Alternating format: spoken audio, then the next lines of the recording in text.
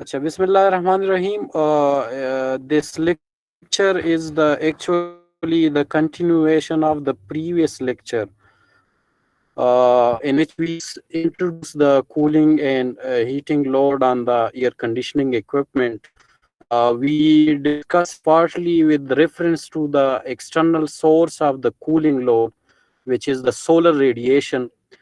We discuss the various angles related to the solar.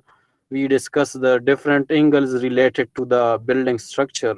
And in the last lecture, we discussed the fenestration load, which is actually through the radiation, which is actually the radiation transferring or through the absorption through transparent surfaces, and which finally become the part of the load on the equipment. The load is known as fenestration load.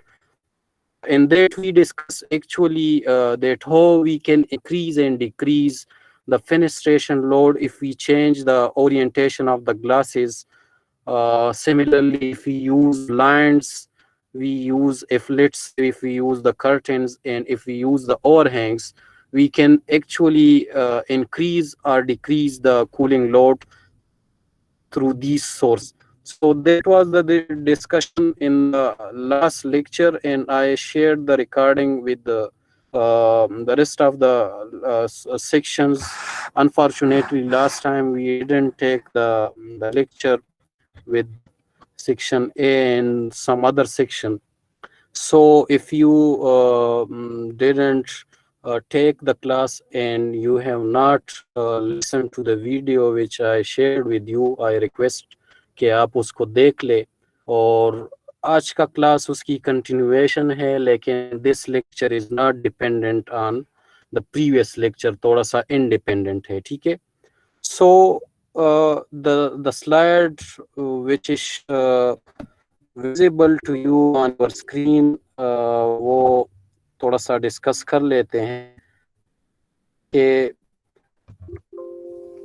अच्छा, ये screen नजर आ रहा है आपको? Yes sir.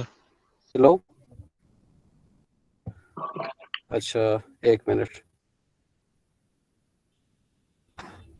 अच्छा, the cooling load equipment. There are actually two sources of the cooling load. One is known as internal cooling load, and the second one is external cooling load. Now, the internal cooling load refers to those sources which are actually contributing to the cooling load inside the conditioned space. ठीक है. जैसा room के अंदर लोग बैठे हैं, उनके अंदर रूम के अंदर लाइटिंग सिस्टम है, कोई इलेक्ट्रॉनिक डिवाइस है, मल्टीमीडिया है, लेट्स से, इसके अलावा प्रिंटर्स हैं, कंप्यूटर्स हैं. तो ये सारे जो सोर्सेज है जो उस रूम के अंदर कूलिंग लोड में कंट्रीब्यूशन उनकी बनती है, उन सोर्सेज को कहते हैं इंटरनल कूलिंग लोड सोर्सेज, और उनसे लोड आता है उसको कहा जाता है इंटरनल कूलिंग लोड. ठीक है. इसके बरक्स कुछ सोर्सेज हमारे पास एक्सटर्नल में आते हैं. जिस तरह सन है, उससे सोलर रेडिएशन गिरती है, तो external the condition space boundary के बाहर से लोड आता है इक्विपमेंट के ऊपर, तो उसको एक्सटर्नल कूलिंग लोड सोर्सेस कहा जाता है. ठीक है. उसमें आपके पास आता है सोलर रेडिएशन, जो ईयर इनफिल्ट्रेट होके अंदर आती है, लीकेज होती है. ठीक है. क्रैक्स के थ्रू, या आप लेट से कमरे से बाहर जाते हैं, दरवाजा खोलते हैं, तो बाहर से अंदर ईयर आती है. ठीक है. इसको एक्चुअल इनफिल्ट्रेशन कहा जाता है. So these are actually the external cooling load sources. So in today's lecture, we will cover both the internal cooling load sources and partly the external cooling load sources, which we already discussed in the previous lecture. So according to this classification of the cooling load, the building may be externally loaded or it may be internally loaded. अब externally loaded का क्या मतलब है? Externally loaded building वो होते हैं जिसमें external sources से जो लोड आता है इक्विपमेंट के ऊपर वो ज्यादा होता है बनिस्बत इंटरनल सोर्सेज से. ठीक है. सो जो दो क्लासिफिकेशन है एक्सटर्नली लोडेड बिल्डिंग, उसमें लिखा है कि internal cooling load is less than as compare to external cooling load. इसी तरह इंटरनली लोडेड बिल्डिंग में जो इंटरनल कूल लोड होता है वो ज्यादा होता है कंपेयर टू एक्सटर्नल लोड, ठीक है ना। So these are two classification of the load on the equipment के इंटरनल सोर्सेज से कितना लोड आता है, अगर वो ज्यादा है बनिस्बत एक्सटर्नल सोर्सेज तो उस बिल्डिंग को कहा जाता है कि this building is internally loaded, क्योंकि उसका लोड ज्यादा है, ठीक है। इसी तरह एक्सटर्नली लोडेड का मतलब ये है कि एक्सटर्नल सोर्सेज से लोड उस पर ज्यादा है as compare to the sources which are contributing toward the load from the internal sources, उससे उसका लोड ज्यादा आएगा। जी इस स्लाइड से अगर कोई इशू है आप लोगों का पूछ ले। हेलो, क्लियर है सर? नो सर, क्लियर है, क्लियर क्लियर। है। आवाज मेरी आ रही है आपको? यस सर, आ रही है। अच्छा, सो गो टुवर्ड द सेकंड स्लाइड और उसमें देखते हैं ये रिक्वायरमेंट ऑफ लोड कैलकुलेशन। ये जनरली हमने लोड कैलकुलेशन से जब लेक्चर हमने स्टार्ट की थी तो ये सारी डिस्कशन उसमें की थी कि हम लोड कैलकुलेट क्यों करते हैं, ठीक है। तो दोबारा की एक्सप्लेनेशन कर लेते हैं। Cooling load calculation is important for selection of air conditioning equipment.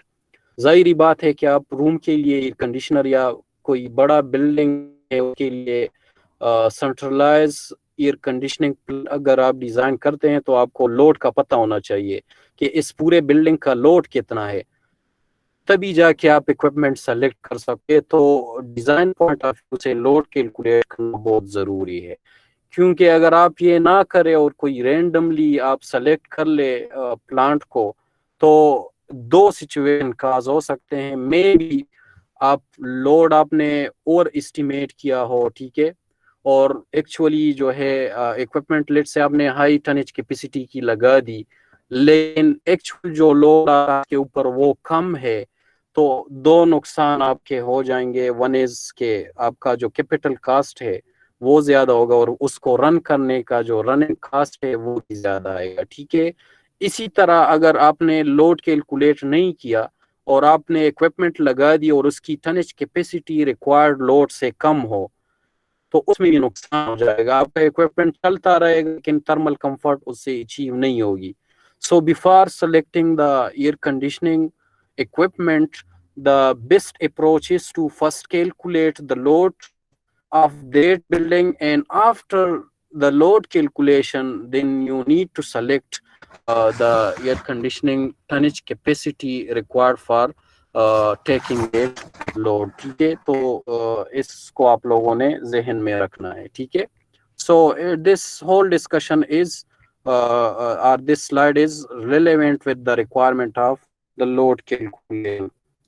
so एक मिनट, ये सेक्शन ई का कोई मैसेज आया है, ये देख लें।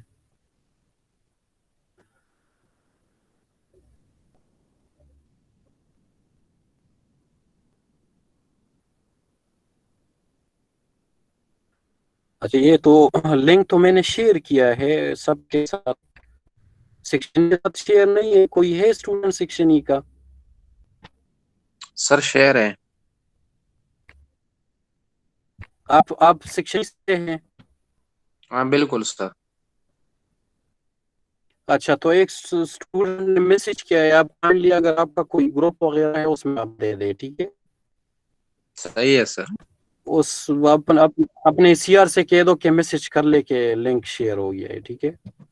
अच्छा, so if the load is underestimated, the required thermal comfort may not be achieved with the selected equipment। तो जो लिखा हुआ है ब्रैकेट में कि एक्चुअल लोड अगर ज्यादा हो इंस्टॉल कैपेसिटी से तो थर्मल कंफर्ट अचीव नहीं होगी, ठीक है।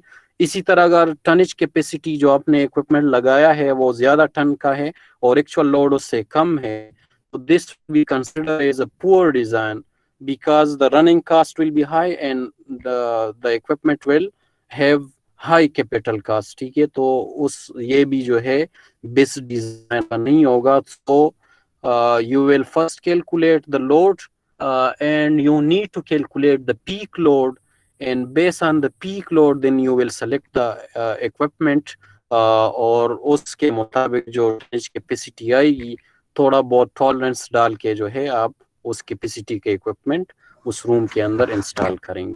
जी, इससे अगर कोई क्वेश्चन है तो पूछ ले।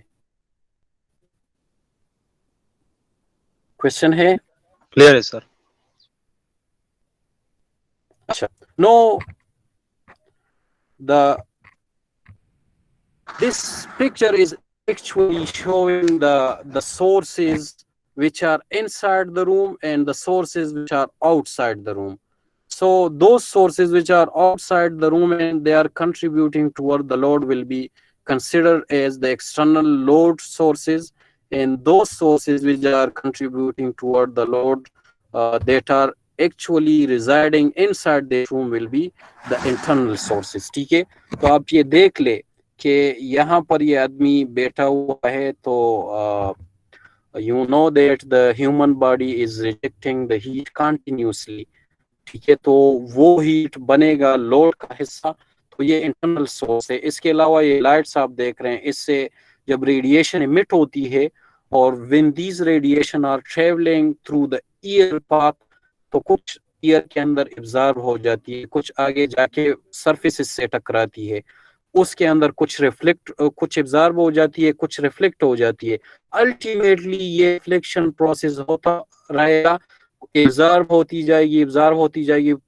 अल्टीमेटली सारी की सारी जो रेडिएशन है वो रूम के मुख्तलिफ मटेरियल के अंदर एब्जॉर्ब होके लोड का हिस्सा अल्टीमेटली फिर बन जाएगी। ठीक है, इसी तरह इक्विपमेंट्स पड़े हैं, ये कंप्यूटर आपको नजर आ रहे हैं। ठीक है, तो इससे भी आपको अंदाजा होता है कि जो इस कंप्यूटर के अंदर इलेक्ट्रिक वायर्स होते हैं, तो जब ऑपरेट होती है तो हीट प्रोड्यूस करती है। ठीक है, और वो हीट इसके अंदर जो लगा होता है छोटा सा, वो हीट उससे निकालती है, बिकॉज अगर वो ना निकाले तो उसकी वायर जो है वो जल सकती है। ठीक है, तो वो अगेन इंटरनल सोर्स है और उससे लोड बनता है।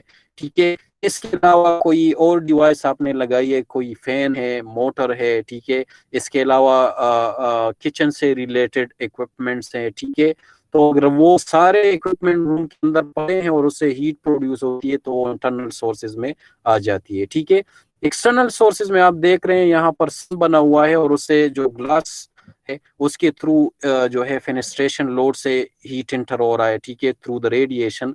इसी तरह जो रूफ है उससे हीट कंडक्ट हो रही है, फ्लोर से हीट कंडक्ट हो रही है इधर। ठीक है, एक्सटीरियर वॉल से हीट कंडक्ट हो रही है और वो ट्रांसफर होके रूम के अंदर आ रही है। ठीक है, so these are actually the sources, the external sources, और इससे हीट आती है रूम के अंदर और वो रूम के लोड का, कूलिंग लोड का हिस्सा बन जाती है। ठीक है, इसी तरह एयर इनफिल्ट्रेट होती है। ठीक है, there are various sources which the infiltration occur, because inside the room air की टेम्परेचर कुछ और होती है, आउटसाइड एयर की टेम्परेचर कुछ और होती है। ठीक है, तो जो स्टेक इफेक्ट होता है डेंसिटी डिफरेंस की वजह से, जो ठंडी एयर होती है वो नीचे आ जाती है और जो गर्म एयर होती है वो ऊपर जाती है। ठीक है, तो लेट से अगर कोई क्रैक्स वगैरह है रूम के अंदर, तो due to difference of density of the air outside the room and inside the room, ये एयर इनफिल्ट्रेट होगी और रूम के अंदर आएगी। So when the external air is getting enter to the room, so that air will not be at the condition which the air conditioning equipment has maintained inside the room। ठीक है, तो उस condition पर लाने के लिए उस air से भी आपने हीट निकालनी होगी, तो एक्चुअली वो हीट लोड का हिस्सा बन जाती है। ठीक है, तो इस पूरे पिक्चर के अंदर वो सारे जो एक्सटर्नल और इंटरनल सोर्सेज है वो लिखे गए हैं और आप उसको स्क्रीन पर देख सकते हैं। ठीक है जी, कोई क्वेश्चन है इससे? सर जी जी, एक्सटर्नल लोड क्या? सर यूजली एक्सटर्नल लोड जो है होगा सर वो ज्यादा होगा इंटरनल लोड से मोस्टली। हाँ, वो डिपेंड करता है। ठीक है, कि बिल्डिंग के अंदर एक्टिविटी क्या है। लेट से आप क्लासरूम कंसीडर कर ले, तो मे भी क्लासरूम के अंदर, और अगर वो सनलिट क्लासरूम है, मतलब चारों दीवारों पर सूरज की रेज जो है गिर सकती हो। ठीक है, तो उस केस में मे भी एक्सटर्नल सोर्स ज्यादा हो। लेकिन अगर आप एक थिएटर ले ले, ठीक है, या सिनेमा हॉल ले ले, या जो रेस्टोरेंट्स वगैरह होते हैं, या जो वेडिंग हॉल्स होते हैं जिसमें इंटरनल जो सोर्सेज जो ह्यूमन बीइंग्स होते हैं वो बहुत ज्यादा हो, और लेट से वो सनलाइट जो है ना हो उस पर, मतलब डायरेक्ट रेडिएशन गिर रही हो, तो उस केस में इंटरनल सोर्सेज से लोड ज्यादा बनेगा, ठीक है। तो डिपेंड करता है कि वो बिल्डिंग किस एक्टिविटी के लिए यूटिलाइज हो रही है, ठीक है। तो फिर उस बेसिस पर आप कह सकते हैं कि this building is internally loaded और एक्सटर्नली लोडेड। अच्छा, और कोई क्वेश्चन हो तो पूछ ले। अच्छा, no let's discuss the load calculation of the internal sources, and then we will discuss it with reference to external sources. So estimation of internal cooling load. The first one is occupancy load.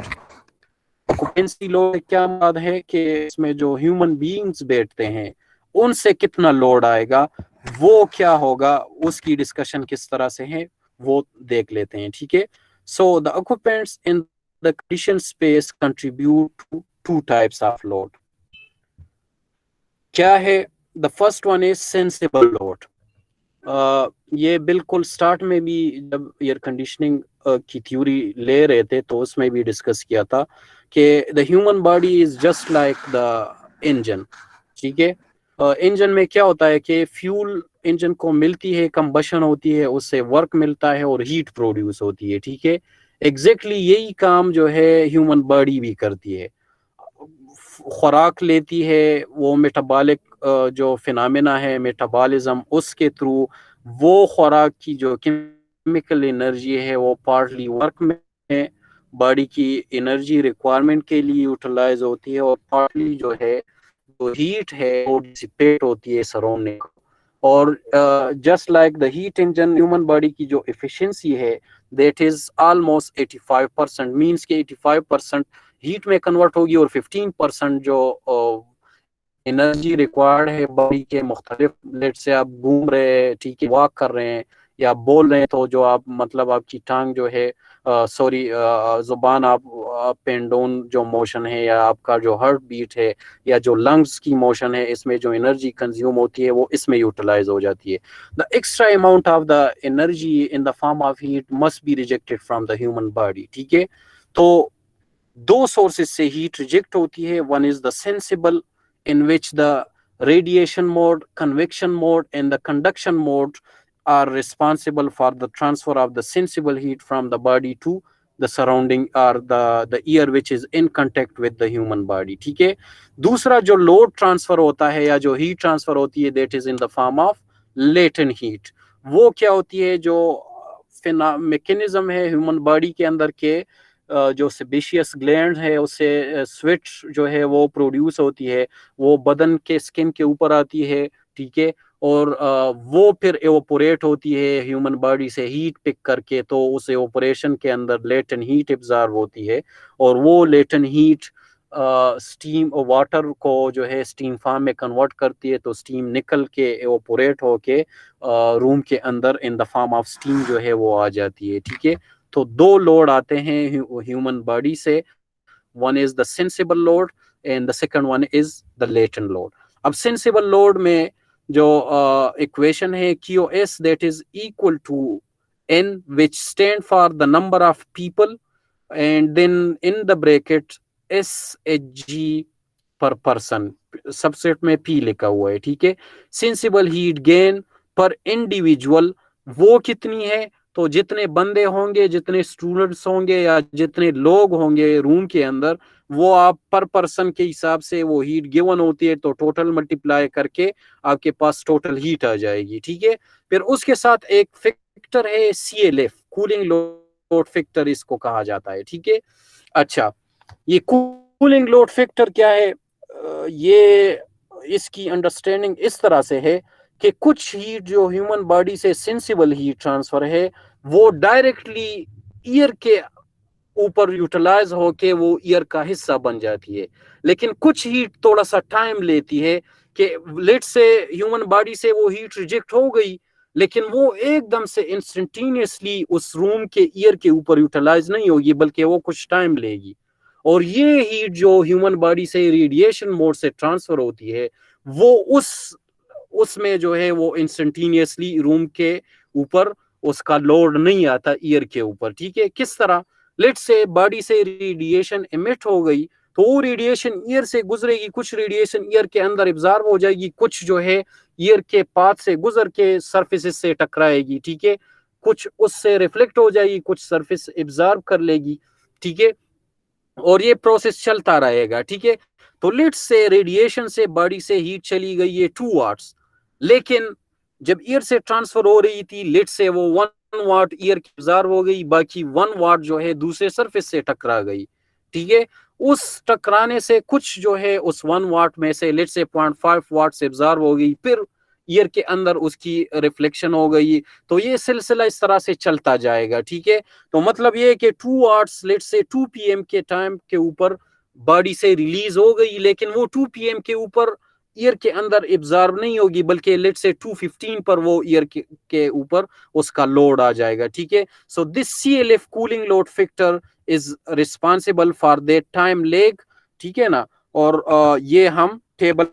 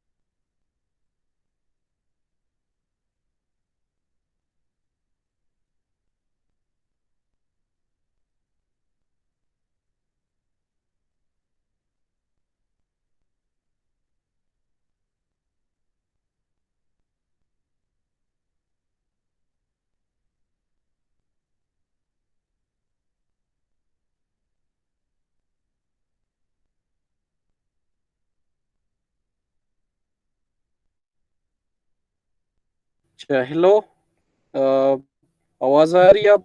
Yes sir. अच्छा, ये disconnect हो गया था, तो दोबारा इसको connect करते हैं। ठीक है, 1 मिनट।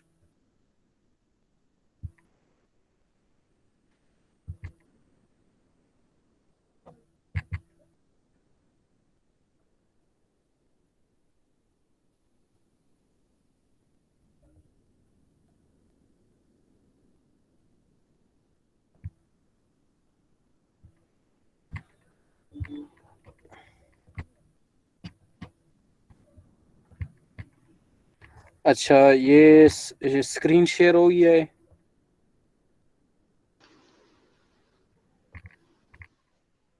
जी सर, हो गया। अच्छा, सो ये इससे रेलेवेंट अगर कोई क्वेश्चन है तो आप पूछ ले। कोई क्वेश्चन है इसमें? जो SHGF है ना, ये सेंसिबल हीट गेन पर पर्सन, ये भी गिवन होगा आपको। और लेटेंट हीट गेन पर पर्सन जो है वो भी गिवन होगा टेबल्स फॉर्म में। ठीक है, और आपने लेट से रूम के अंदर 50 स्टूडेंट्स हैं, तो उनकी एक्टिविटी क्या है, उस हर एक्टिविटी के सामने sensible heat gain factor given होता है। ठीक है, तो वो उस एक्टिविटी लेट से कोई स्टूडेंट क्वाइटली जो है बैठा हुआ है, ठीक है, टीचर है टीचिंग कर रहा है, तो हर एक्टिविटी के सामने लोड गिवन होता है कि इस एक्टिविटी में सेंसिबल हीट पर पर्सन इतनी रिजेक्ट होगी और लेटेंट हीट इतनी रिजेक्ट होगी। तो जितने लोग होंगे उसको आपने सिंपली मल्टीप्लाई करना है, ठीक है।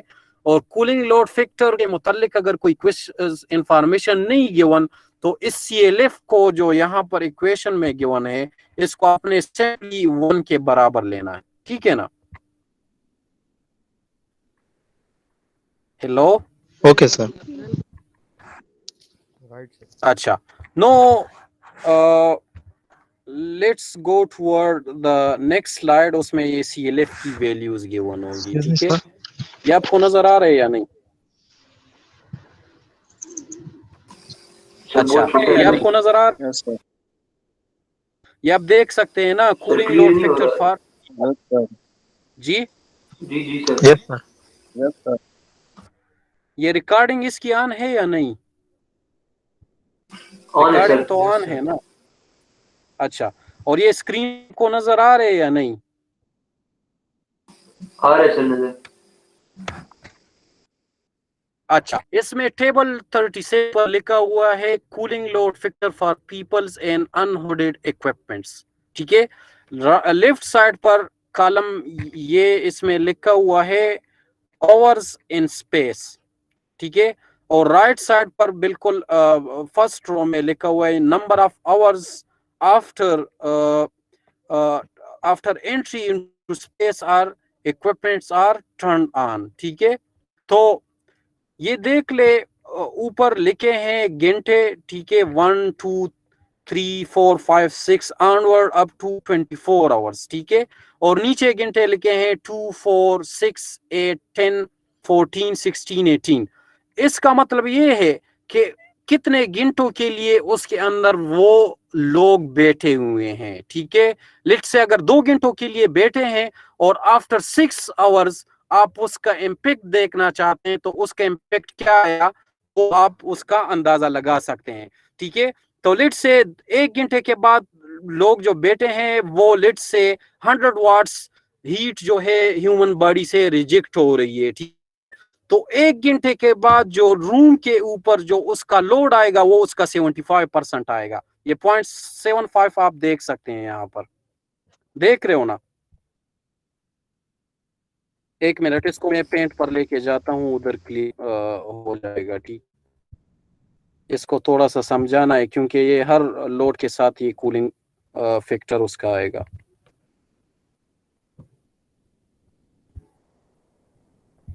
अच्छा,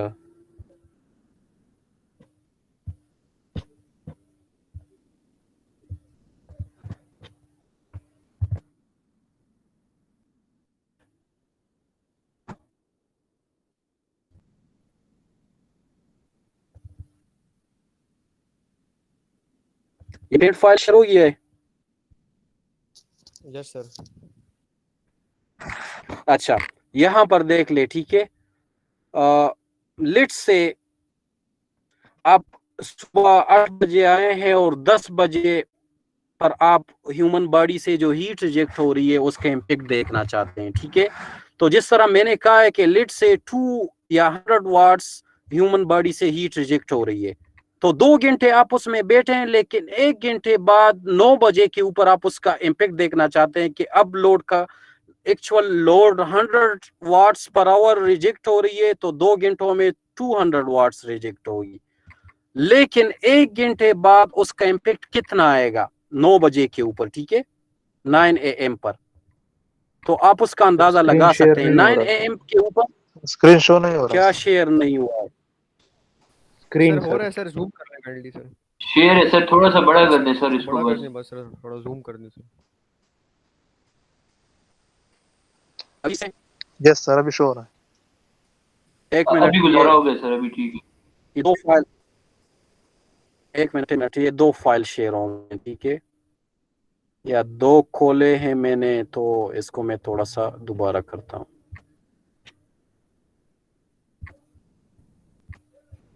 अभी शेयर हो गया है।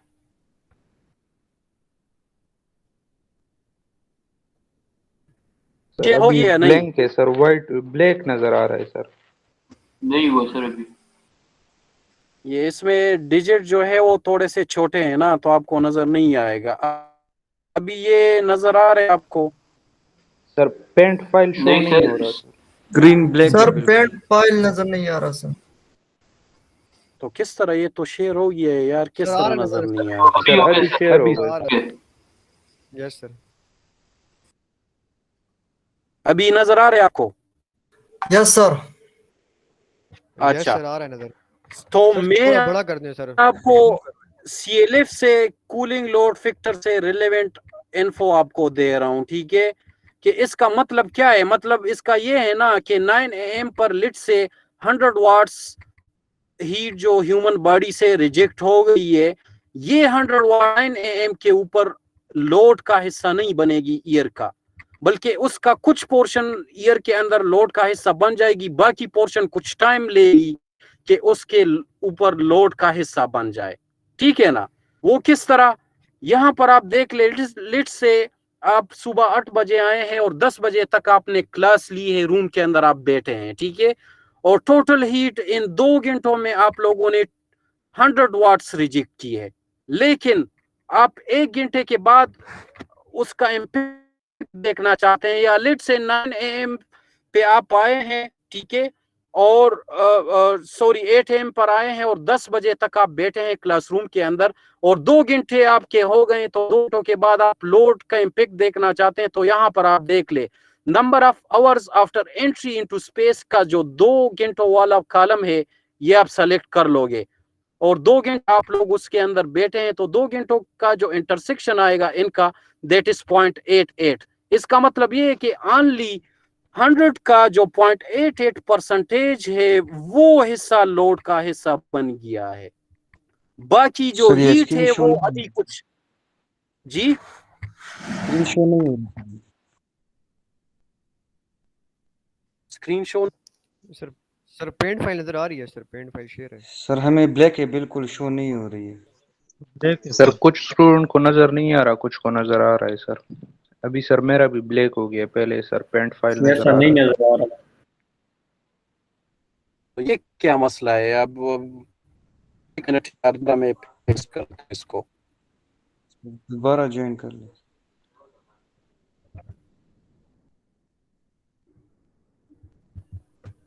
अच्छा,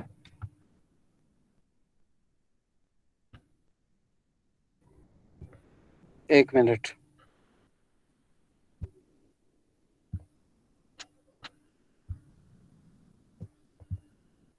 अभी नजर आ रहे हैं आपको? पे फाइल नजर आ रहे हैं? नो सर, ब्लैक है सर। सर अभी नजर आ रहे हैं?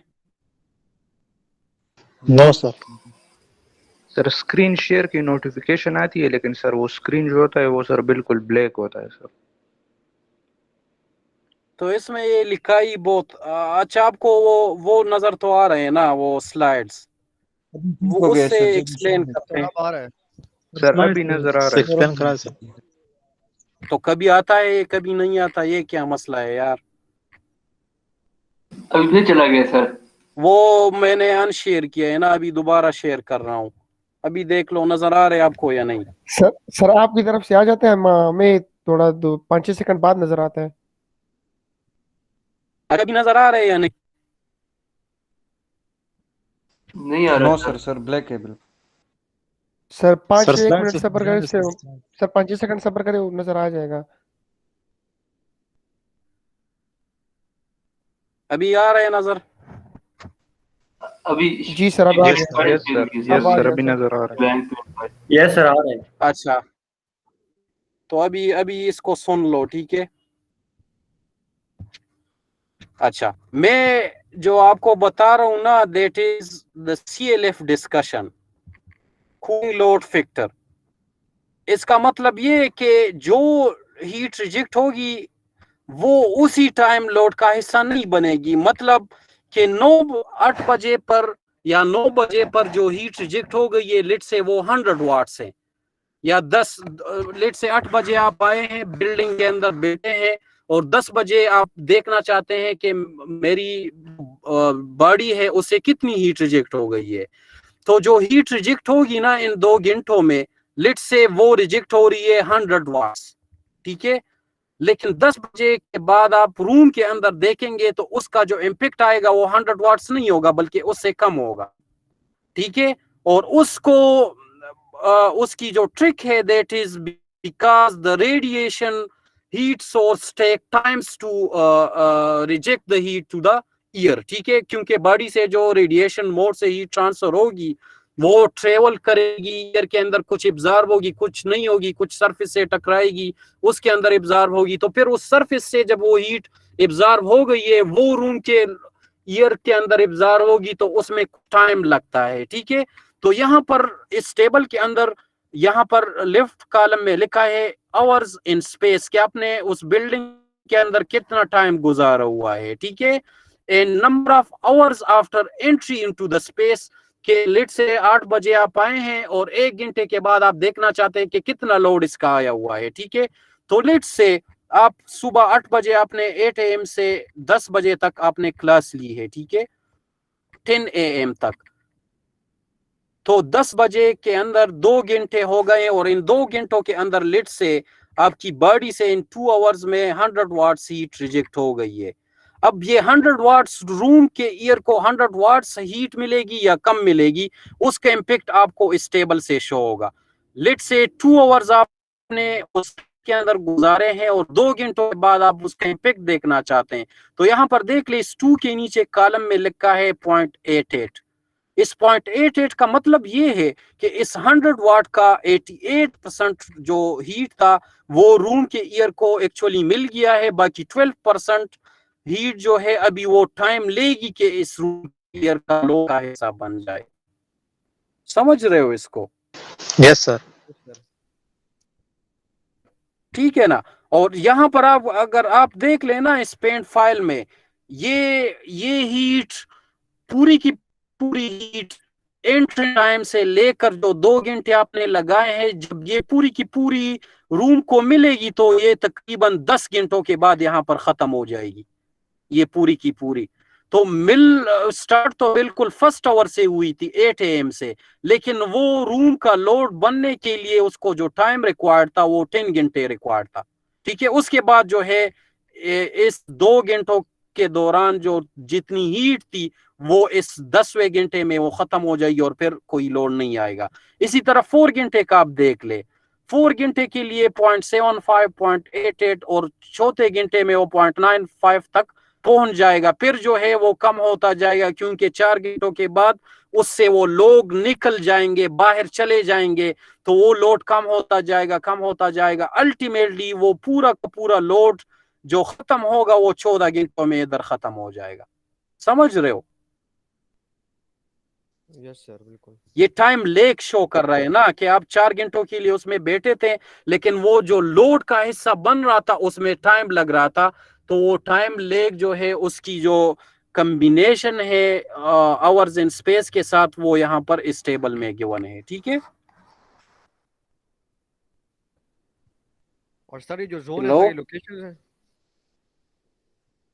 हाँ, जोन्स का मतलब ये है कि मुख्तलिफ स्ट्रक्चर्स मुख्तलिफ मटेरियल्स के बने होते हैं, ठीक है। लेट से कुछ स्ट्रक्चर में नीचे का जो वो होगा कारपेट लगी होगी, कुछ की जो फायर ब्रिक्स है उसकी प्रॉपर्टी कुछ और होगी। तो ये जोन जो होते हैं ये बिल्डिंग की प्रॉपर्टीज डिफाइन करता है। जोन ए की जो बिल्डिंग होगी वो एक मटेरियल से बनी होगी, उसकी कुछ और प्रॉपर्टीज होगी। जोन बी की मटेरियल की कुछ और प्रॉपर्टीज होगी। तो इसमें आप लोग ना जाए कि ये जोन क्या है, या मैं आपको मतलब बताऊंगा कि जोन ए के लिए आप करें तो आपको ये इसका जो प्रोसीजर है वो आपको आना चाहिए। तो अगर आपको क्वेश्चन मिल जाए ना पेपर में या जो आपका क्विज होगा उसमें अगर मिल जाए, अगर मैं आपसे कहूं कि 2 घंटे जो है लोग 2 घंटों के लिए बैठे हैं, तो आप उसका इम्पैक्ट देख ले, 8 घंटे बाद जो है उसका लोड का इम्पैक्ट कितना होगा तो आप उसका फाइंड कर सकते हैं, ठीक है। तो CLF 8 और इस 2 घंटों की जो इंटरसेक्शन से जो वैल्यू आएगी, CLF की जगह आप वो वैल्यू लिख दोगे, ठीक है। तो वो वैल्यू आपका जो फाइनल जो इक्वेशन था जिसको आपने स्लाइड्स में देखा है उसमें CLF की वैल्यू इस तरह से आप देख लोगे, ठीक है ना। Yes sir, right sir. कोई क्वेश्चन है इससे रिलेवेंट तो आप पूछ ले, otherwise I will share the slides. Excuse me sir. जी हाँ हाँ सर हमने सर आपने कहा ना कि हमने सुबह 8 बजे से 10 बजे थे, लेकिन हमने स्टार्ट सर 1 से लिए, हम किस तरह ये सर लेंगे स्टार्ट?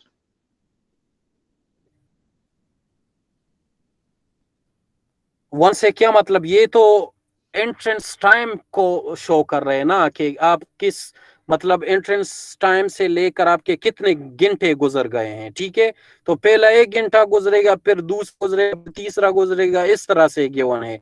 तो 8 बजे आप आए हैं, 10 बजे तक आप बैठे हैं, क्लास हो गई, आप क्लास से बाहर निकल गए, लेकिन आपकी बॉडी से जो रेडिएशन मोड से हीट ट्रांसफर हो गई थी, अभी भी वो रेडिएशन रिफ्लेक्शन और वो प्रोसेस पूरा चलता रहेगा। तो वो जो मुख्तलिफ सरफेस के अंदर एब्जॉर्ब होगी, उससे जब हीट निकलेगी और ईयर को मिलेगी और फाइनली ईयर के अंदर वो आएगा, तो उसमें टाइम लगता है। तो आप 10 बजे निकले होंगे, लेकिन उसका इम्पैक्ट 12 बजे तक जो है वो चलता रहेगा। ये एग्जैक्टली इसी तरह से है कि आप किसी वेडिंग हॉल में बैठे हैं, फंक्शन हो गई, लेकिन फंक्शन के 3 घंटे बाद आप चले गए उस वेडिंग हॉल में, उसी तरह जो है वो गर्मी मौजूद थी। वो ये जो गर्मी उसमें मौजूद रहती है, ये इसी फिनोमेना से, ये टाइम लेग का जो फैक्टर है कि कुछ टाइम के बाद भी उसका असर जो मौजूद रहता है, वो एग्जैक्टली इस बिहेवियर से जो है उसके अंदर जो ये फिनोमेना इस तरह से क्रिएट हो जाता है कि उस बिल्डिंग में। जी समझ रहे हो या नहीं? और सर ये जो वर्टिकल में हमें गिवन है, ये हमने जितने सर गुजारे 2 4 6 8 ये वाले सर जो वर्टिकल कॉलम है। वर्टिकल कॉलम में जो गिवन है, अच्छा क्या, तो क्या क्वेश्चन है सर? ये किसको रिप्रेजेंट किया है, ये जो वर्टिकल कॉलम है 2 4 6? 2 4 6 ये आपने उस रूम के अंदर कितना टाइम गुजारा है। अगर आप 18 घंटों तक उसके लिए बैठे हैं, तो ये 18 वाला कॉलम जो यहाँ पर है ये सेलेक्ट कर लोगे। 10 घंटों के लिए उस रूम के अंदर आप बैठे हैं, तो ये सेलेक्ट कर दोगे। लेकिन आप 10 घंटों के लिए बैठे हैं, लेकिन एंट्रेंस टाइम 1 आवर के बाद आप मतलब आप आए हैं और 8 बजे ही आप लोड कैलकुलेट कर रहे हो, तो उसके लिए जो वैल्यू आएगी दैट विल बी 0.75। ठीक है, अब आप 10 घंटों के लिए पूरी ड्यूरेशन है आपकी सिटिंग टाइम, लेकिन 9 बजे आप देखना चाहते हैं, तो आपके पास ये 0.88 उसकी वैल्यू आ जाएगी। ठीक है, इसी तरह लेट से दोपहर 12 बजे आप उसका इम्पैक्ट देखना चाहते हैं, तो उसकी जो वैल्यू होगी एंट्रेंस टाइम 8 AM से आप मतलब जो 4 घंटे बनते हैं, आफ्टर 4 आवर्स जो उसकी वैल्यू बनेगी वो आपकी ये बन जाएगी। ओके सर, सही क्लियर है सर। अच्छा, और किसी का क्वेश्चन हो तो आप पूछ ले।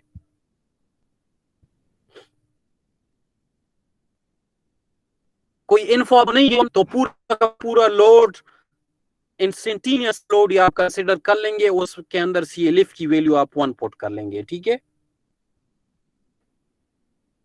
अच्छा, so let's move toward the slide again, और उसमें देखते हैं कि मजीद क्या हमने कवर करना है। अच्छा, ये शेयर हो गया स्क्रीन? स्क्रीन शेयर हो गया या नहीं? यस सर, होगी। यस यार तो थोड़ा सा जल्दी बताया करो ना सर, वो लोड टाइम वैसे खराब यस सर, हो गई ये। सर आज प्रॉब्लम कर रही है ना, तो इस वजह से हम वेट कर रहे हैं। जल्दी सर शेयर नहीं 5-6 सेकंड लगते हैं सर। टाइम के बाद। क्या मतलब प्रॉब्लम कर रहे हैं, तो इस वजह से वो सर शेयर जो है ना सर, शेयर टाइम लगता है। सर आज टाइम लग रहा है कि मतलब अच्छा, स्क्रीन टाइम स्लाइड नहीं शेयर हो होने में टाइम लगता है? जी सर। अच्छा ठीक है, खैर है, सही है। सो अच्छा, this is the table which is giving you the total heat gain, the sensible heat gain, friction, and here the activity is given. If you are sleeping, then the total heat rejected from the human body will be 70 watts, while out of the 70 watts, 75% will be sensible heat and 25% will be latent heat. Okay, if you are seated quiet, then your body will reject 100 watts of heat, and 60% will be sensible, and 40% will be latent heat. Okay, if you are standing only, you will reject 150 watts, and again 50% will be latent and 50% will be sensible. If you are walking at the rate of 3.4 kilometer per hour, your body will reject 305 watts. If you are doing the office work, you will reject 150 watts.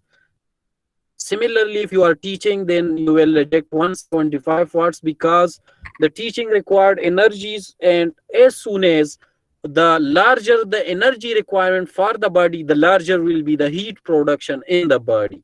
ठीक है, तो उस लिहाज से ज्यादा energy जो है आप रिजेक्ट करेंगे. ठीक है, इंडस्ट्रियल वर्क्स में जो लेबर्स वगैरह होते हैं वो भी ज्यादा हीट रिजेक्ट करती है, क्योंकि इंडस्ट्रियल जोन के अंदर तो टेम्परेचर आया है और दूसरा वो काम भी बहुत लेबोरियस टास्क करते हैं. ठीक है, तो उसमें जो बड़ी सेंसिबल और लेटेंट हीट रिजेक्ट होगी वो 0.35 है. लेटेंट हीट ज्यादा रिजेक्ट होगी, सेंसिबल कम होगी, और 300 to 600 वाट्स उसमें उसकी रेंज है. डिपेंड करता है कि एक्टिविटी कौन सी है, तो उस लिहाज से हीट रिजेक्शन, अगर हाई एक्टिविटी कर रहे हैं तो ज्यादा हीट रिजेक्ट करेगी, कम कर रहे हैं तो कम हीट रिजेक्ट करेगी. ठीक है, तो ये वो टेबल है जिसमें ये वैल्यूज गिवन है. इसके अलावा कुछ और भी मतलब एक्टिविटीज मेंशन है जिसके मतलब जो टोटल हीट है बॉडी से जो रिजेक्ट होगी वो भी उसमें आ सकती है. ठीक है, तो वो आपको मैं जो बुक है उसमें भी आपको दे दूंगा.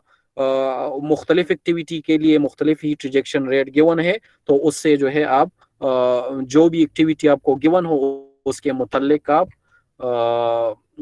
हीट है वो आप फाइंड कर सकेंगे. ठीक है, तो लेट्स से किसी रूम के अंदर 4 बंदे सो रहे हैं. ठीक है, और आप सेंसिबल हीट फाइंड करना चाहते हैं और लेटेंट हीट फाइंड करना चाहते हैं. ठीक है, तो इनकी जगह 4 आ जाएगी. सेंसिबल हीट पर पर्सन ये इस टेबल से आ जाएगी जो 70 वाट है पर पर्सन, ये आ जाएगी. ठीक है, और सेंसिबल लोड उसका 70 का कितना होगा, 0.75 मल्टीप्लाई कर लोगे तो सेंसिबल हीट जो पर पर्सन आएगी वो 70 मल्टीप्लाई बाय 0.75 आ जाएगी, और बाकी जो 25% है वो लेटेंट आ जाएगी. तो दोनों आप मल्टीप्लाई कर लोगे तो ये वैल्यू आ जाएगी. ठीक है, अब अगर आपको ये कहा है कि वो 4 लोग सुबह 8 बजे से 10 बजे तक उस रूम के अंदर सोए हैं, तो आपके पास टोटल ड्यूरेशन आएगी कि उस रूम के अंदर 2 घंटे उन्होंने गुजारे हैं. ठीक है, और आपसे अगर कह दे कि 10 बजे के ऊपर ये लोड कितना आएगा,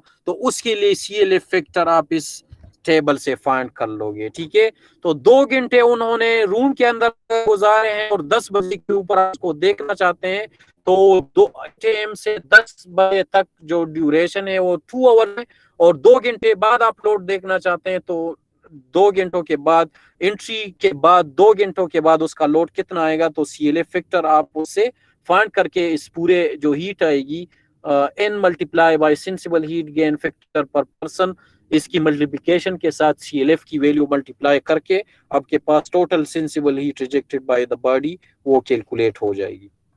ठीक है सर, ये सेंसिबल हीट गेन फैक्टर से कहाँ से आएगा? ये गिवन है ना इस टेबल में, आपको नजर आ रहे हैं ना स्क्रीन पर. सर ये स्क्रीन पे टोटल ब्लैक हो हीट गई है, है। Total heat gain in watt.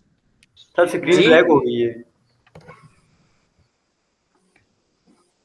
Ji sir, आप अच्छा, बताएं. अभी नजर आ रहे हैं या नहीं? यस सर फिर दोबारा ब्लैक हो गई चलेगी. है। सर बात सुने, दोबारा सर अब चली आ गई. रही है. सर अभी ठीक काइंडली है।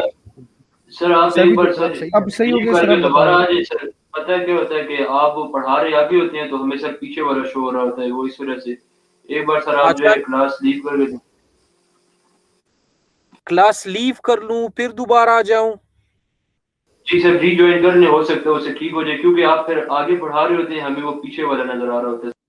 अभी कौन सा आपको नजर आ रहा है? अभी तो स्लाइड नंबर 6 नजर आ रही सर, अभी टेबल नजर आ रहे हैं. वो टेबल जिसमें वो हीट गिवन है ना, तो आपका जो क्वेश्चन जी सर, था कि एक्टिविटी इसमें सेंसिबल टोटल. हीट हम कौन सा लेंगे, तो ये आप देख जी लेना सर. सेकंड थर्ड कॉलम के अंदर sensible heat gain friction given है. इसका मतलब ये है ना कि out of total heat sensible part उसका कितना है, तो दैट इज 0.75. इस 0.75 को इस 70 के साथ मल्टीप्लाई करोगे तो स्लीपिंग के दौरान पर इंडिविजुअल जो हीट रिजेक्ट होगी ना वो 0.75 मल्टीप्लाई बाय 70 से आ जाएगी। ठीक है सर, फिर उसको 4 से मल्टीप्लाई करेंगे। हाँ 4 से, अगर 4 बंदे सो रहे हैं तो 4 से मल्टीप्लाई सर। करोगे। ठीक हो गया सर। और अगर 2 घंटों के लिए उस रूम के अंदर सोए हुए हैं और आप 1 घंटे के बाद उसका एंट्रेंस टाइम के 1 घंटे बाद आप उसका CLA फाइंड करना चाहते हैं तो 2 और 1 के इंटरसेक्शन से जो वैल्यू आएगी ना यहाँ पर, ये वैल्यू ये स्लाइड तो शेयर हो गया है ना, ये जो वैल्यूज है मुख्तलिफ फॉर पीपल। Ji sir. तो 2 और 1 के इंटरसेक्शन से 0.75 आ रहा है। तो एंट्री के 1 घंटे बाद उसका लोड जो आएगा ईयर के अंदर वो कितना होगा, वो आप 0.75 multiply by n multiply by sensible heat factor per person, इससे जो वैल्यू आएगी वो पूरी की पूरी मल्टीप्लिकेशन से वैल्यू आ जाएगी।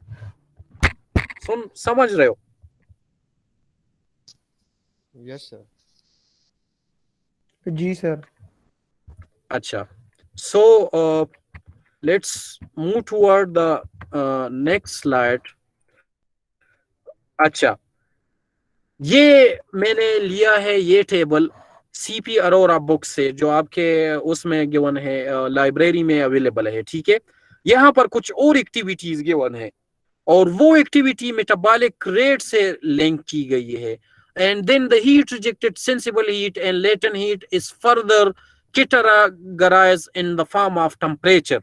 के रूम के अंदर अगर 20 degree C dry bulb temperature हो और एक्टिविटी अगर इंडिविजुअल सीटेड एट रेस्ट है तो मेटाबॉलिक रेट से हीट रिजेक्ट होगी 115, उसमें से सेंसिबल पार्ट होगा 90 और लेटेंट पार्ट होगा 25 वाट्स। ठीक है, इसी तरह अगर 22 डिग्री सी है तो सेंसिबल पार्ट हो जाएगा 80 एंड लेटेंट पार्ट बढ़ जाएगा 35। ठीक है, फिर 24 डिग्री सी पर सेंसिबल पार्ट कम हो जाएगा 75 और लेटेंट पार्ट बढ़ जाएगा 40। ये टेम्परेचर अगर रूम के अंदर ज्यादा बढ़ता है तो लेटेंट पार्ट क्यों बढ़ जाता है और सेंसिबल क्यों कम हो जाता है?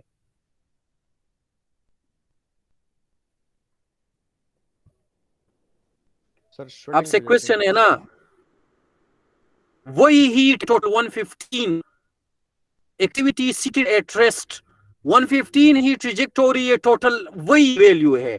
लेकिन अगर रूम के अंदर 20 डिग्री सी है सेंसिबल पार्ट की कुछ और वैल्यू है, वो टेम्परेचर आप 20 से 22 कर दे तो सेंसिबल पार्ट कम हो जाएगी, लेटेंट बढ़ जाएगी। ये क्यों? Because the sensible heat transfer is the function of the temperature difference. ठीक है ना, तो टेम्परेचर डिफरेंस जितना ज्यादा होगा उतनी सेंसिबल हीट आसानी से फ्लो करेगी। जितना टेम्परेचर डिफरेंस आप कम कर जाएंगे ह्यूमन बॉडी और ईयर की टेम्परेचर डिफरेंस, उतनी सेंसिबल हीट जो है कम फ्लो करेगी। तो इसलिए जो सेंसिबल हीट ट्रांसफर कम होगी तो उसके बरअक्स आपने लेटेंट हीट बढ़ानी होगी, तो लेटेंट हीट आपकी बॉडी से ज्यादा एवापोरेशन होगी, ज्यादा स्वेट निकलेगा, वो ज्यादा एवापोरेट होगा और इस तरह से जो है वो हीट ट्रांसफर होगी आपकी बॉडी से ईयर को। ठीक है, यस सर। कोई क्वेश्चन है तो आप पूछ ले। सर ये जो नेट लोड कैलकुलेशन में सर ये दोनों काउंट होती है सर, सेंसिबल और लेटेंट? हाँ एग्जैक्टली, दोनों काउंट होगी ना। तो सर हम कलेक्टिवली फिर ये फाइंड कर सकते हैं ना, अगर हमारे पास ये 115 वाट टोटल जो गिवन है, हाँ तो ये हम डायरेक्ट इससे नेट लोड फाइंड कर सकते हैं ना फिर? हाँ, नेट भी फाइंड कर सकते हो, लेकिन अगर आपको याद हो साइकोमेट्रिक प्रोसेसेस में हम एक फैक्टर डिफाइन करते थे, सेंसिबल हीट फैक्टर, SHF जिसको कहा जाता था, और वो हम प्रोटेक्टर वगैरह से फाइंड कर देते। तो इसके लिए जो लोड आप कैलकुलेट करोगे ना तो आपको SHF भी पता होना चाहिए कि इस पूरे लोड का सेंसिबल पार्ट जो इक्विपमेंट के ऊपर आएगा वो कितना होगा और लेटेंट पार्ट कितना होगा। तो उससे वो आप प्रोसेस डिफाइन कर सकते हैं कि इस प्रोसेस के थ्रू मैं इस पूरे लोड को कवर कर सकता हूं। सही सर, ठीक है। समझ रहे हो ना? मतलब 115 वाट्स से कोई अंदाजा नहीं हो रहा कि इसमें सेंसिबल हीट कितनी रिजेक्ट होगी और लेटेंट हीट कितनी रिजेक्ट होगी। जी सर बिल्कुल। अच्छा, So this is again the next table, और इसमें वैल्यूज में कुछ डिफरेंस होगा, लेकिन उससे आप मतलब वो ना करे। बेहतर यही होगा कि इशरे की अगर कोई पब्लिश आर्टिकल मुझे मिल जाए तो वो मैं आपके साथ शेयर कर लूंगा, तो उसी को आप एक ही मतलब उसको आप फॉलो करें, ठीक है? या मैं आपको बताऊंगा कि ये टेबल्स आप फॉलो करें, बाकी आप छोड़ दे, ठीक है? Okay sir. अच्छा, now the lighting load. Lighting आपको पता है कि रूम के अंदर लाइटिंग सिस्टम्स होते हैं, ठीक है? वो आप ऑन ऑफ करते हैं क्योंकि लाइटिंग आपको रिक्वायर्ड होती है, उसका भी इफेक्ट आता है, लोड आता है, ठीक है? What is light? Actually light is the form of radiation, and radiation is actually that radiation is a form of heat also.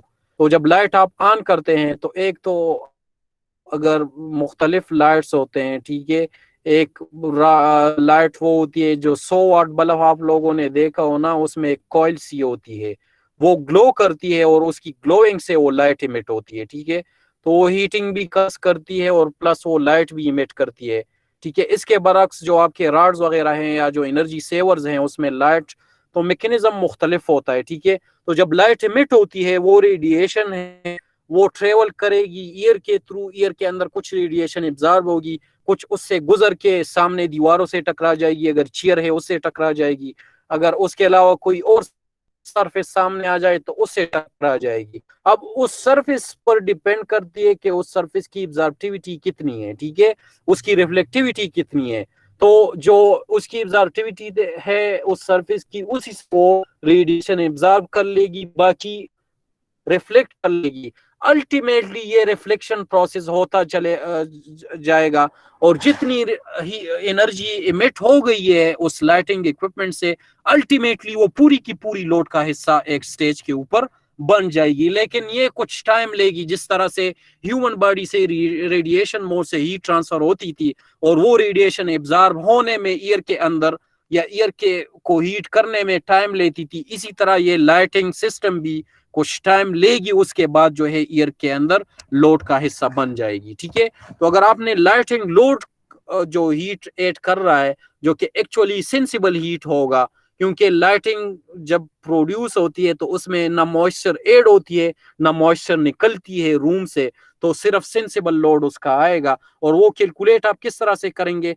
Install wattage जो है उसकी इंस्टॉल कैपेसिटी पूरे लाइटिंग, पूरे जो लाइट मतलब एनर्जी सेवर्स हैं उसकी जो वो है क्या कहते हैं उसको, जो रेटिंग है उसकी, लेट से 100 वाट का लाइट आपने लगाया हुआ है और 4 लाइट्स हैं, तो पूरी इंस्टॉल कैपेसिटी आपके 4 मल्टीप्लाई बाय 100 बन जाएगी। अब उसका यूजेज फैक्टर क्या है?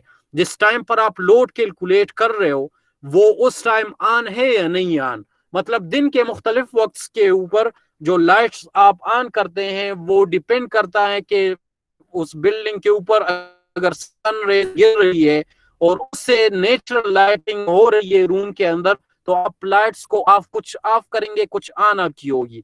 तो यूजेज फैक्टर ये शो करती है कि आउट ऑफ टोटल कितने लाइट्स ऑन है, तो out of total capacity how much of the capacity is actually utilized at that particular time, तो वो यूजेज फैक्टर आ जाएगा। ये एक्चुअली रेशियो है install capacity, sorry the use capacity divide by the install capacity. तो use factor कितना है, कितना उसमें यूज हो रहा है, तो आप इंस्टॉल कैपेसिटी के साथ आप मल्टीप्लाई कर दोगे तो एक्चुअली उतनी रेडिएशन जो है इमिट होगी। फिर एक दूसरा फैक्टर है जिसको बेलिस्ट फैक्टर कहते हैं, ठीक है?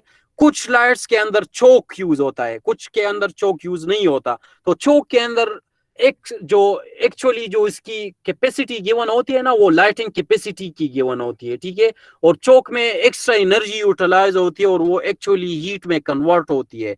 तो जो इनकेंडेसेंट लैंप्स होते हैं उनकी जो बेलिस फैक्टर है दैट इज 1, और फ्लोरेसेंट जो लाइट्स होते हैं उनकी बेलिस फैक्टर होती है 1.25, क्योंकि 1.2 ये 0.25 एक्स्ट्रा एनर्जी हीट फॉर्म में कन्वर्ट होती है उसमें, तो वो भी आपके लोड को इफेक्ट करती है। तो डिपेंड करता है कि किस टाइप की लाइट आप लोग यूज कर रहे हो, ठीक है।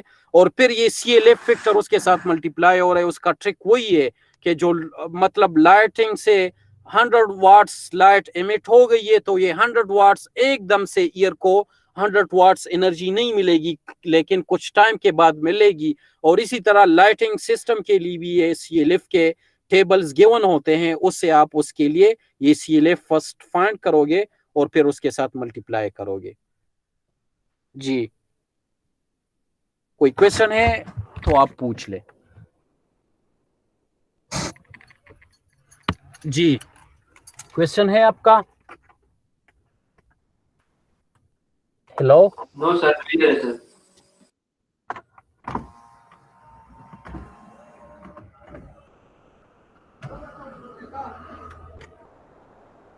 Excuse me sir. अच्छा, ये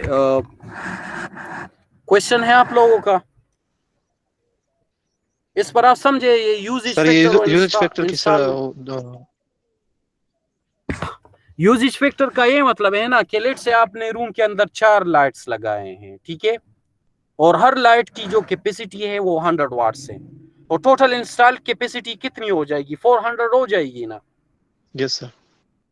अच्छा, लेकिन उसमें लेट से 2 बजे आप लोड कैलकुलेट कर रहे हो और उस टाइम आपने सिर्फ 2 लाइट्स ऑन की है, तो उस टाइम उसकी कैपेसिटी मतलब यूजेज उसका क्या आ जाएगा? सिर्फ 2 लाइट्स है ना, और 2 लाइट्स की कितनी कैपेसिटी बन जाएगी? 200 बन जाएगी। तो 200 डिवाइड बाय 400 आपका यूजेज फैक्टर आ जाएगा। ओके सर, सही है, थैंक यू। अच्छा, और कोई क्वेश्चन हो तो आप पूछ ले। किसी का क्वेश्चन है? मोहम्मद फहद, अमीर हमजा, नौमान अली, आप समझे हैं या नहीं? Yes sir. जी सर समझ आ गई है, ठीक है सर। अच्छा, ठीक है। सो इसका जो वो है टेबल है वो यहाँ पर गिवन है, ठीक है।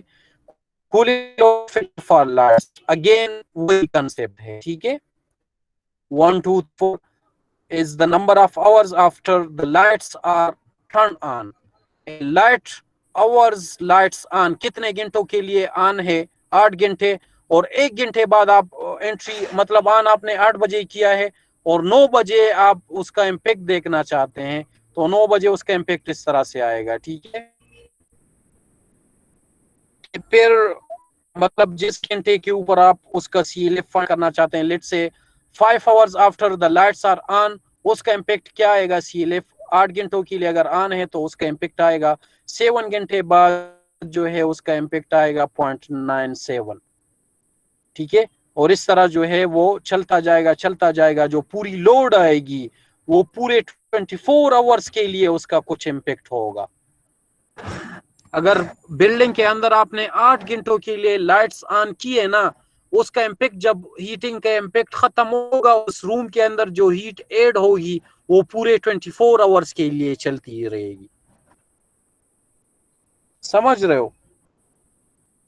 और सर ये जो हीट ऐड होगी यस सर। सर, ये सिर्फ टेम्परेचर इंक्रीज करेगी ना, मतलब ये सेंसिबल होगी।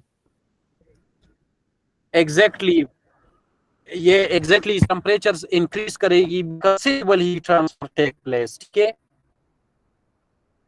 In case of the human body, जो source responsible थी ना for the time lag of the heat transfer between the human body and actually taken by the ear, that was only the mode of the heat transfer through the radiation, उस वजह से आता, ठीक है।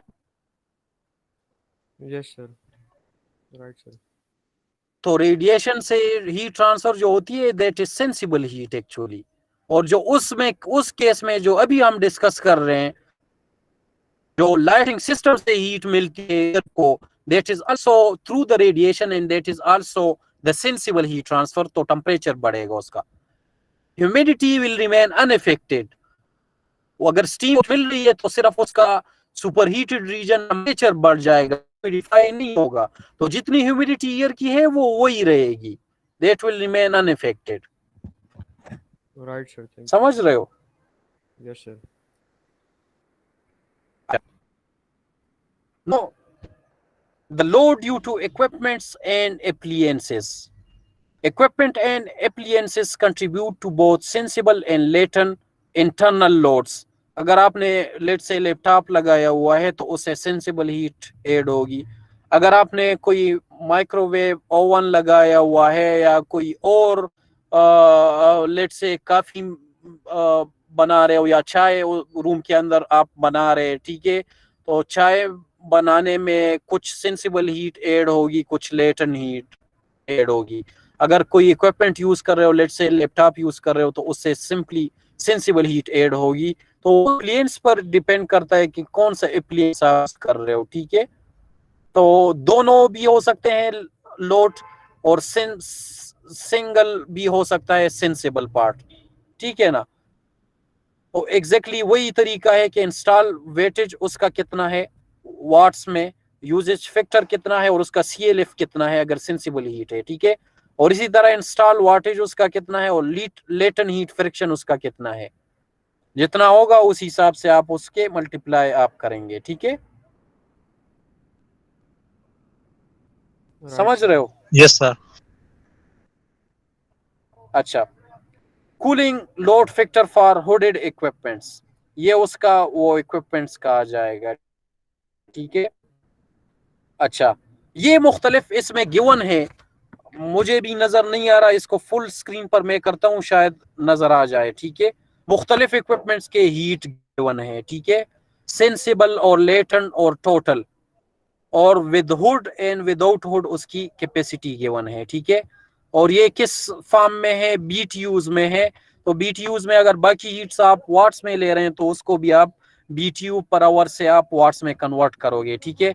इसी तरह ये देख ले, electric no hood required, barbecue आप बना रहे हैं तो उससे कितनी हीट रिजेक्ट होगी. लेट से आप काफी ब्रीवर है, उसमें कितनी हीट रिजेक्ट होगी वो भी गिवन है. फिर काफी ब्रीवर की भी मुख्तलिफ स्पेसिफिकेशन है, उस लिहाज से कितनी हीट रिजेक्ट होगी, ठीक है.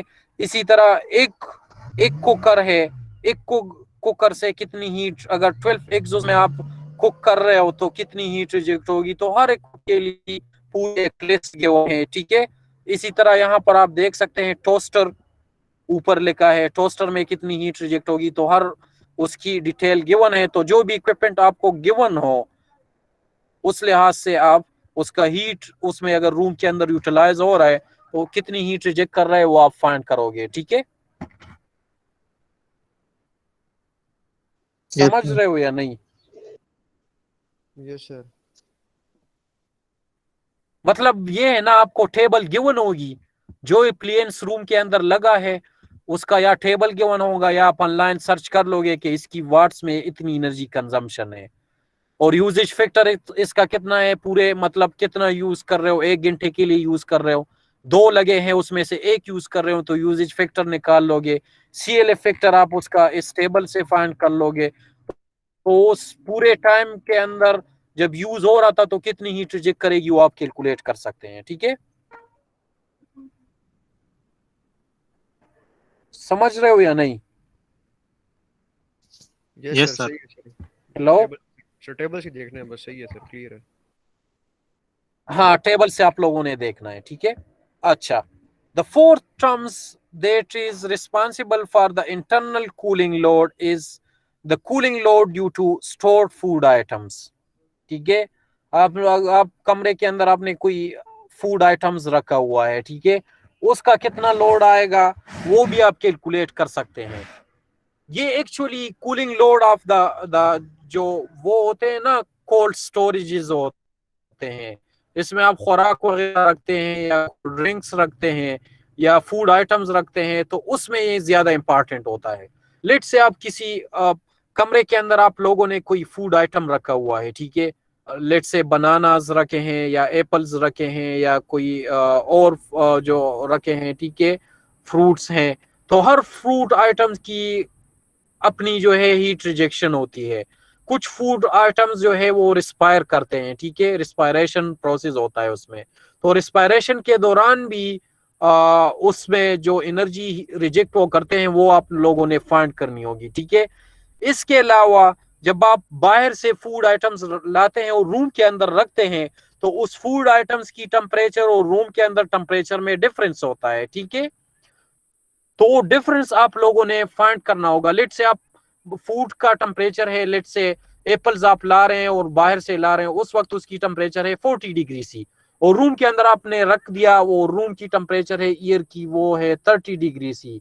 तो 40 डिग्री सी और 30 डिग्री सी के टेम्परेचर में डिफरेंट है, तो हीट ट्रांसफर होगी, ठीक है, और अल्टीमेटली वो हीट रिजेक्ट करेगी और वो हीट ऐड होगी रूम के ईयर को के अंदर, ठीक है, और उसका लोड आएगा इक्विपमेंट के ऊपर। एक तो ये लोड है। दूसरा, अगर आप उसको किसी खास टेम्परेचर पर स्टोर करते हैं स्टोरेज के अंदर, तो वो टेम्परेचर भी डिपेंड करता है कि वो टेम्परेचर कौन सा है। तो उसमें जो इनिशियल टेम्परेचर है वो और जिस टेम्परेचर पर स्टोर करते हैं वो, उसके बीच फूड आइटम की जो स्पेसिफिक हीट है वो कितनी है, तो स्पेसिफिक हीट के साथ उसकी वो टेम्परेचर डिफरेंस मल्टीप्लाई करके उसका जो लोड आएगा स्टोरेज जो स्पेस है उसके अंदर जो उसका लोड आएगा वो आप कैलकुलेट कर सकते हैं, ठीक है। राइट सर, समझ रहे हो ना?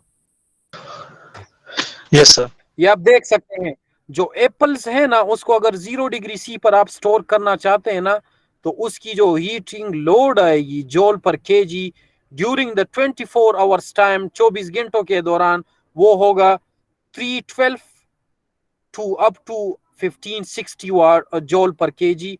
1 केजी से इतनी हीट आप रिजेक्ट करेंगे, ठीक है। इसी तरह जो कैबेज है उसका है 1248। इसी तरह जो कैरेट्स अगर आप रखते हैं 24 घंटों के दौरान और उसको आप स्टोर करते हैं 0 डिग्री सी के ऊपर, तो उससे जो हीट आप निकालेंगे वो निकालेंगे 2183 जूल पर केजी, ठीक है। इसी तरह 4.4 डिग्री सी पर वो मजीद आप ज्यादा उससे निकालेंगे। 15.6 डिग्री सी पर आप स्टोर कर रहे हो तो उससे ज्यादा हीट निकालेंगे। तो हर फूड आइटम के लिए रिक्वायरमेंट मुख्तलिफ है। तो स्टोरेज टैंक जो होते हैं ना, जिसके अंदर जो स्टोरेज वो होते हैं, उसमें अगर आप रखते हैं किसी खास टेम्परेचर पर, क्योंकि फूड को आपने प्रिजर्व करना होता है, तो खास टेम्परेचर पर आप स्टोर करते हैं, तो उसकी लाइफ जो है उस स्टोरेज टेम्परेचर पर डिपेंड करती है। तो हर स्टोरेज टेम्परेचर पर उस फूड आइटम से आप मुख्तलिफ हीट आप उससे निकालेंगे, ठीक है। तो वो इस टेबल के अंदर गिवन है, ठीक है। Yes sir. अच्छा, now estimation of the external cooling load. क्या सोर्सेज, एक्सटर्नल सोर्सेज क्या है, आप बता दें मुझे। सर सन रेज वगैरह सर, सोलर रेडिएशंस। हाँ, और सर कोई क्रैश वगैरह और क्या है? सर बिल्डिंग में क्रैक वगैरह सर, इसके अलावा सन रेज रेडिएशन, इसके अलावा conduction due to the temperature difference between the external wall surface and internal Yes, wall sir. surface। इसके अलावा क्या सोर्सेज है? इनफिल्ट्रेशन एक्सटर्नल सोर्स है या नहीं? Yes sir. Yes sir. Infiltration का क्या मतलब है?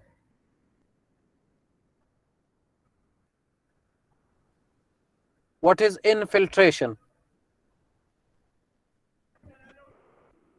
कोई स्टूडेंट बता दे, what is infiltration?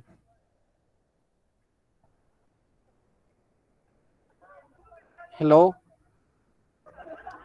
Fahad, what is infiltration? I think sir, मेरे ख्याल से सर इन्फिल्ट्रेशन का ये मतलब है सर कि जो बाहर से कुछ sir due to the difference या सर क्रैक्स की वजह से जो बिल्डिंग के अंदर है, उसके सर जो बाहर से जो भी एयर पार्टिकल या सर ये ट्रांसफर, सर एनर्जी ट्रांसफर होती है ना सर, तो उसको हम इन्फिल्ट्रेशन कह सकते हैं।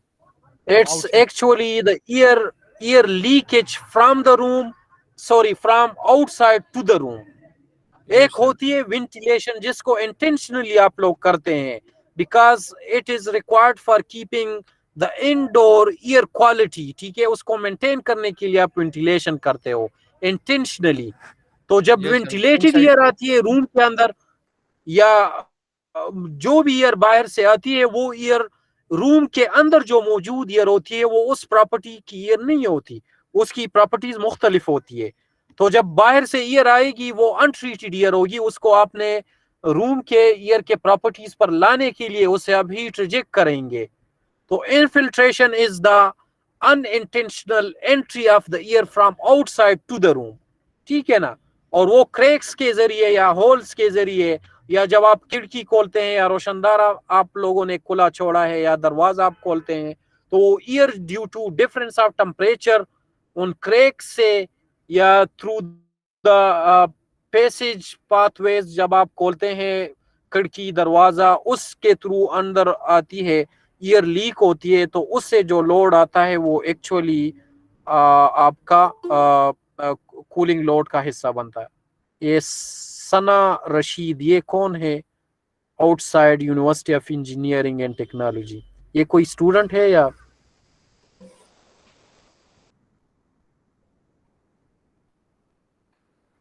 अच्छा, सो इससे अगर कोई क्वेश्चन है रिलेवेंट तो आप पूछ ले। ये ऑलरेडी हमने डिस्कस कर दिया है, ठीक है। Cooling heat transfer through fenestration, जो ग्लासेस वगैरह के जरिए जो ट्रांसपेरेंट सरफेसेस होते हैं उनके थ्रू जो सोलर रेडिएशन से हीट ट्रांसफर होती है और मिलती है ईयर को, उससे जो लोड आता है उसको फेनेस्ट्रेशन लोड कहा जाता है, ठीक है।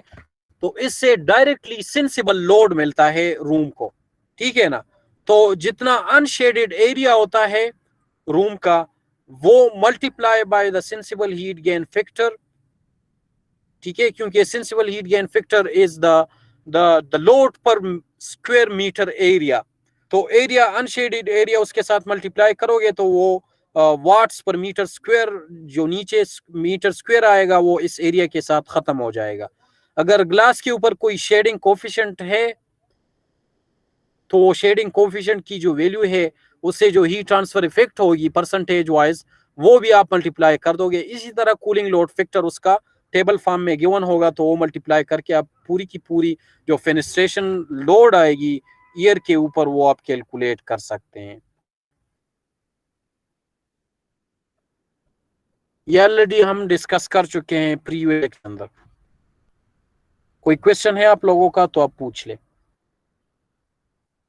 सर ये unshielded area sir expose area sir क्या मतलब है सर इसका?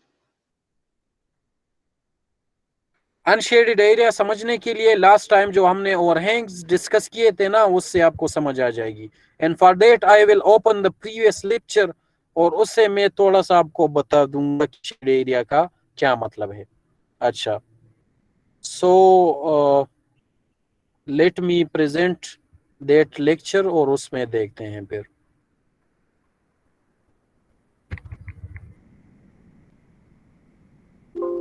जी, दिस इज ओवरहैंग और ये पूरी की पूरी वो ग्लास है, ठीक है। तो ग्लास का जब आप ओवरहैंग यूज करते हैं ना तो पूरी की पूरी ग्लास के ऊपर सनरेज नहीं गिरती, तो जो एरिया उसको एक्सपोज होता है वो अनशेडेड एरिया बन जाता है उसका। तो इसका जो अनशेडेड एरिया है ना that is x multiply by y। Actual glass की जो एरिया है that is h multiply by w। तो जो सन रेज को एक्सपोज है that is only this portion small x multiply by y। So this is that unshielded area. ये देख ले, ये लास्ट टाइम हमने डिस्कस किया था। ओके सर, सही है, समझ आ गई। और किसी का क्वेश्चन हो तो वो पूछ ले। सर ये इनफिल्ट्रेशन फिर अलग से होगी या इसी में फेनेस्ट्रेशन भी इंक्लूडेड है? नहीं नहीं, इनफिल्ट्रेशन अलग है, वो तो मैं कंबाइन एक्सटर्नल सोर्सेज की बात कर रहा था ना। इनफिल्ट्रेशन का अभी इसके ऑनवर्ड एक लेक्चर है उसमें डिस्कशन होगी। राइट सर, ठीक है। अच्छा, इससे कोई क्वेश्चन है तो आप पूछ ले। क्वेश्चन नहीं है? नहीं है सर, ठीक है। अच्छा ठीक है, so let me present the today lecture slides और वो देखते हैं, ठीक है।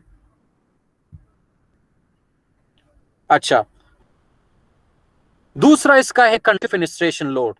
अगर ग्लास के दो साइड्स पर अगर उस पर सन रेज नहीं गिर रही लेकिन एक साइड सराउंडिंग ईयर को एक्सपोज है और उस पर सन रेज नहीं गिर रही और दूसरा एक्सपोज है टू द इंटरनल ईयर, तो इंटरनल ईयर का टेम्परेचर गर्मियों में एक्सटर्नल ईयर के टेम्परेचर की निस्बत उसका टेम्परेचर कम होता है, तो कंडक्शन मोड से जो हीट ट्रांसफर होगी, क्योंकि टेम्परेचर डिफरेंस मिल जाएगा across the glass surfaces, exterior surface per year की टेम्परेचर हाई होगी, इंटीरियर सरफेस पर ईयर की टेम्परेचर कम होगी, तो कंडक्शन मोड से हीट ट्रांसफर होगी और वो मिलेगी रूम के ईयर को, तो वो लोड का हिस्सा बन जाएगी।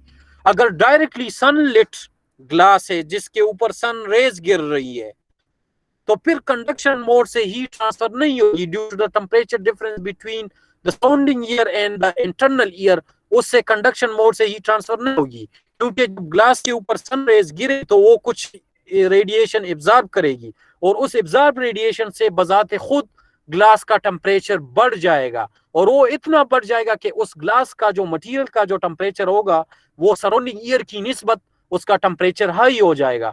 तो जो टेम्परेचर, जिस टेम्परेचर डिफरेंस से कंडक्ट होना था heat between the external ear and the internal year, उस मोड से हीट ट्रांसफर नहीं होगी, बल्कि कन्वेक्शन और रेडिएशन मोड से हीट ट्रांसफर होगी। तो उस केस में ये कंडक्शन मोड से हीट ट्रांसफर जो है ये जीरो हो जाएगी, और इसको भी हमने लास्ट टाइम डिस्कस किया था।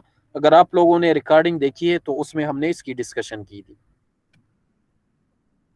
समझ रहे हो या नहीं? ठीक है सर। इसकी समझ आई है आपको? Yes sir. कि जब इस पर सन रेज गिरेगी तो कंडक्शन मोड से हीट ट्रांसफर क्यों हम जीरो? फहद आप बता दो जरा, या अगर कोई और बताना चाहे तो वो बता। सर डायरेक्ट आ रही है सर। हाँ बता दो सर। जो कंडक्टिव है सर वो हमारे पास तब होगी जब हमारे पास टेम्परेचर डिफरेंस होगा, और वो सिर्फ गर्मी में एप्लीकेबल है between the surrounding air and the inside air. जी सर, तो उस सूरत में सिर्फ कंडक्टिव होगी, लेकिन जो सोलर रेडिएशंस हैं हाँ, तो जब उस पर सन रेज गिरेगी, तो सन रेज जब गिरेगी तो फिर क्यों conduction between the external ear and the internal air temperature difference से क्यों कंडक्शन मोड से हीट ट्रांसफर नहीं होगा? क्योंकि वो थर्मल इक्विलिब्रियम अटेन हो जाएगा इस वजह से। नहीं, उसमें ट्रिक ये है ना कि जब रेडिएशन ग्लास एब्जॉर्ब करेगी ना तो उसका टेम्परेचर भी उससे बढ़ता है, तो इतना बढ़ जाएगा कि सराउंडिंग ईयर की निस्बत ग्लास की टेम्परेचर बढ़ जाएगी। समझ रहे हो ना? यस सर, ये भी तो बनिस्बत इसके कि जो सराउंडिंग ईयर और इंटरनल ईयर के बीच टेम्परेचर डिफरेंस था वो अब बन जाएगा ग्लास मटेरियल और इंटरनल ईयर के बीच टेम्परेचर डिफरेंस, वो इफेक्टिव हो जाएगी। ठीक है ना? और ग्लास मटेरियल से कुछ हीट कंडक्ट होगी सराउंडिंग ईयर को भी, क्योंकि ग्लास मटेरियल का टेम्परेचर बनिस्बत एक्सटर्नल ईयर की टेम्परेचर वो बढ़ जाएगा। बिल्कुल सर। सर फिर कन्वेक्शन हो गया अगर ग्लास टेम्परेचर, ग्लास मटेरियल और इनसाइड रूम का वो रिलेशन ले तो हाँ, वो कन्वेक्शन और रेडिएशन मोड इफेक्टिव हो जाएंगे, उसके थ्रू वो हीट ट्रांसफर होगी। और कंडक्शन से भी होगी अगर ग्लास मटेरियल हाई टेम्परेचर पर है और उसके साथ ईयर इन कांटेक्ट जो आ रही है वो कम टेम्परेचर पर है, तो कंडक्शन मोड से भी हीट ट्रांसफर होगी। सही है सर। ओके। अच्छा, we are left with 3 slides, तो वो कवर करते हैं क्योंकि मैं बाहर बैठा हूँ गाड़ी में। ठीक है, तो नमाज का वक्फा जब लेक्चर खत्म हो जाएगा तो फिर आप नमाज पढ़ लोगे। ठीक है? अच्छा, this is the CLF values. Solar time है 6 घंटों के लिए बैठे हैं और direction of the sunlight window is facing the north direction, तो उसके लिए CLF की वैल्यू ये आप लेंगे। ठीक है, 7 घंटों के लिए ये और कम हो जाएगी। इस तरह है मुख्तलिफ ओरिएंटेशन पर CLF वैल्यूज जो आएंगे जो इस इक्वेशन में गिवन है। ठीक है, ये चेंज होती जाएगी, तो जिस ओरिएंटेशन पर गिवन है वो CLF वैल्यूज आप ले लेंगे। ठीक है, और इसका जो लेटीट्यूड जिस पर ये गिवन है, I think that is 32 degree north. ठीक है, तो मुख्तलिफ लेटीट्यूड पर इसकी वैल्यूज मुख्तलिफ बन जाएगी।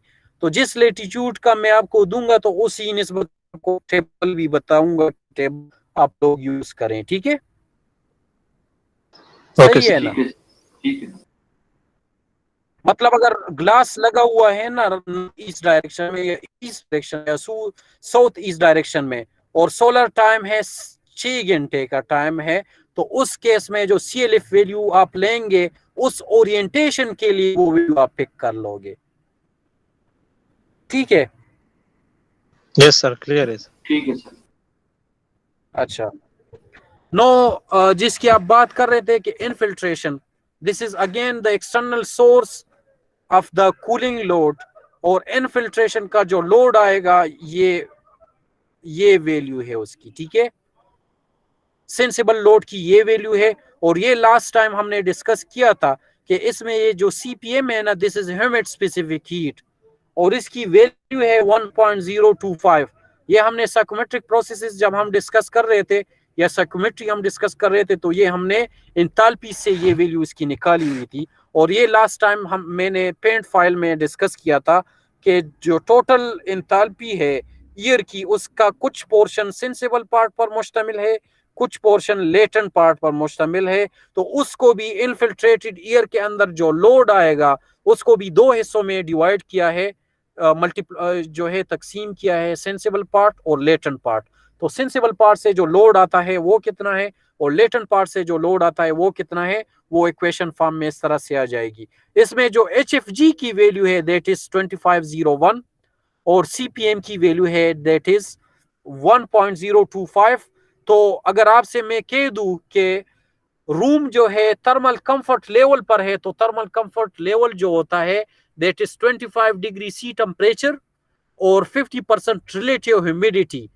तो जो TI है that is internal air temperature, जो कंडीशन स्पेस का टेम्परेचर है, और सराउंडिंग ईयर की टेम्परेचर अगर मैं आपको दे दूं तो ये QS आप फिर इनफिल्ट्रेटेड ईयर का फाइंड कर सकते हैं, प्रोवाइडेड कि मैं आपको मास फ्लो रेट और एक्सटर्नल ईयर की टेम्परेचर दे दूं, और आपसे कह दूं कि ईयर जो रूम के अंदर है वो कंफर्ट लेवल पर है।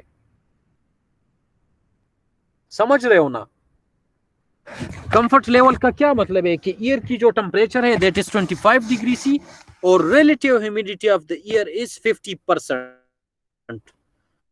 तो रिलेटिव ह्यूमिडिटी और टेम्परेचर आपको मिल जाए तो आप उसकी इंटरनल जो उसकी स्पेसिफिक ह्यूमिडिटी ओमेगा आई है वो भी आप फाइंड कर सकते हैं। इंटरनल स्पेसिफिक ह्यूमिडिटी आपको गिवन होगी, मास flow rate of infiltrated year वो आपको गिवन होगी, ठीक है। और HFG की जो वैल्यू है इस इक्वेशन में दैट इज 2501। सर ये थर्मल कंफर्ट हमारे पास 25 समझ रहे हो या नहीं? हाँ, that is 25 degree C temperature and 50% relative humidity. ये आप लोग अपने साथ लिख दे, ऐसा ना हो कि मैं आपको प्रॉब्लम दे दूं और मैं आपसे कहूं कि the year is a thermal comfort level, और फिर आपको पता ना हो कि थर्मल कंफर्ट लेवल से क्या मुराद है। तो इसका मतलब ये होगा कि ईयर की टेम्परेचर होगी 25 डिग्री सी और रिलेटिव ह्यूमिडिटी होगी 50%, ठीक है। तो ये मतलब थर्मल कंफर्ट। जी जी सर, तो फिर ये जो हमारे पास है जो एसीज वगैरह होते हैं सर, इनमें सर ये अप टू 18 हाँ। और 16 डिग्री सेंटीग्रेड तक सर इन्होंने दिया होता है कि हम उसको टेम्परेचर सेट हाँ। कर सकते हैं। तो सर ये फिर 25 हाँ। से क्यों नहीं, मतलब क्योंकि 25 पे थर्मल कंफर्ट आप कह रहे हैं ना कि उसको अचीव हो जाता है। हाँ वो है, लेकिन कुछ लोग की जाती जो वो होती है ना पसंद या नापसंद, उस पर भी डिपेंड करता है, ठीक है। Otherwise, if you maintain 25 degree C inside the room and if the relative humidity is 50%, then at that situation, the heat rejected by the body will be actually taken up by the ear. तो जितनी heat reject होनी है वो जो है इस condition के ऊपर वो फैसिलिटेट होगी कि वो आपकी बॉडी से रिजेक्ट हो जाए। बाकी आप 18 डिग्री सी पर आप चलाएंगे तो आपका जो कंजम्पशन आएगा, कंप्रेसर ज्यादा टाइम के लिए चलेगा और इलेक्ट्रिसिटी कंजम्पशन आपकी ज्यादा होगी, फिर भी आपका थर्मल कंफर्ट अचीव होगा, लेकिन फजूल में आपसे एनर्जी जो है वो ज़ाया होती जाएगी इन टर्म्स ऑफ, और आपका जो बिल आएगा वो भी ज़्यादा आएगा। तो यही वजह है कि जो इश्तिहारात वगैरह में आप देखते हैं कि आप AC को 25 डिग्री सी पर चलाएं, तो वो जब 25 डिग्री सी ईयर की टेम्परेचर मेंटेन होगी, जो थर्मोस्टेट होगा वो इनकमिंग ईयर की टेम्परेचर जब वो 25 सेंस करेगा तो सिग्नल मिलेगी कंप्रेसर को और कंप्रेसर ऑफ होगा। तो इस तरह से जो है आपकी कंप्रेसर की जो रनिंग टाइम है वो कम होगी, ठीक है ना। Yes sir. सर बाकी जो कंफर्ट है वो में भी सर ये 18 पे चला रहे होते हैं, इनको चाहिए 25 26 पे चलाया करें फिर। हाँ एग्जैक्टली उसको उनको जो है 25 डिग्री सी पर चलाना चाहिए। Yes sir, thank you sir. अच्छा, कोई क्वेश्चन हो तो आप पूछ सकते हैं, अदरवाइज अच्छा, लास्ट टाइम अगर आपको याद हो तो जो मास flow rate of the infiltrated year है उसकी हमने दो मेथड डिस्कस किए थे, ठीक है। एक था air change method and the second one was crack method, ठीक है। अच्छा, उसकी relevant information if you are interested तो सबसे पहले मैं प्रीवियस लेक्चर आपके साथ थोड़ा सा शेयर करता हूं ताकि वो आपको मैं बता सकूं कि ये हमने डिस्कस किया था, ठीक है। क्योंकि इनफिल्ट्रेशन लोड फाइंड करने के लिए जो टीडियस टास्क है या जो डिफिकल्ट टास्क है, that is the amount of the air और the mass flow rate of the air infiltrating actually to the room, वो फाइंड करना वो बहुत डिफिकल्ट है। तो उसके दो तरीके हैं, उनसे रिलेवेंट जो ईयर चेंज मेथड है जो नॉर्मली ज्यादातर यूज होता है, उसकी रिलेवेंट एक वीडियो और उससे रिलेवेंट इंफॉर्मेशन मैंने इन स्लाइड्स में डाली हुई है, तो वो आप काइंडली उसको फिर देख ले, ठीक है। अच्छा, तो let me share the previous lecture और अच्छा, ये दोबारा वही शेयर हो गया या? जी दोबारा वही शेयर होगी सर। अच्छा, एक मिनट, वो मैं प्रीवियस शेयर करता हूँ, ठीक है।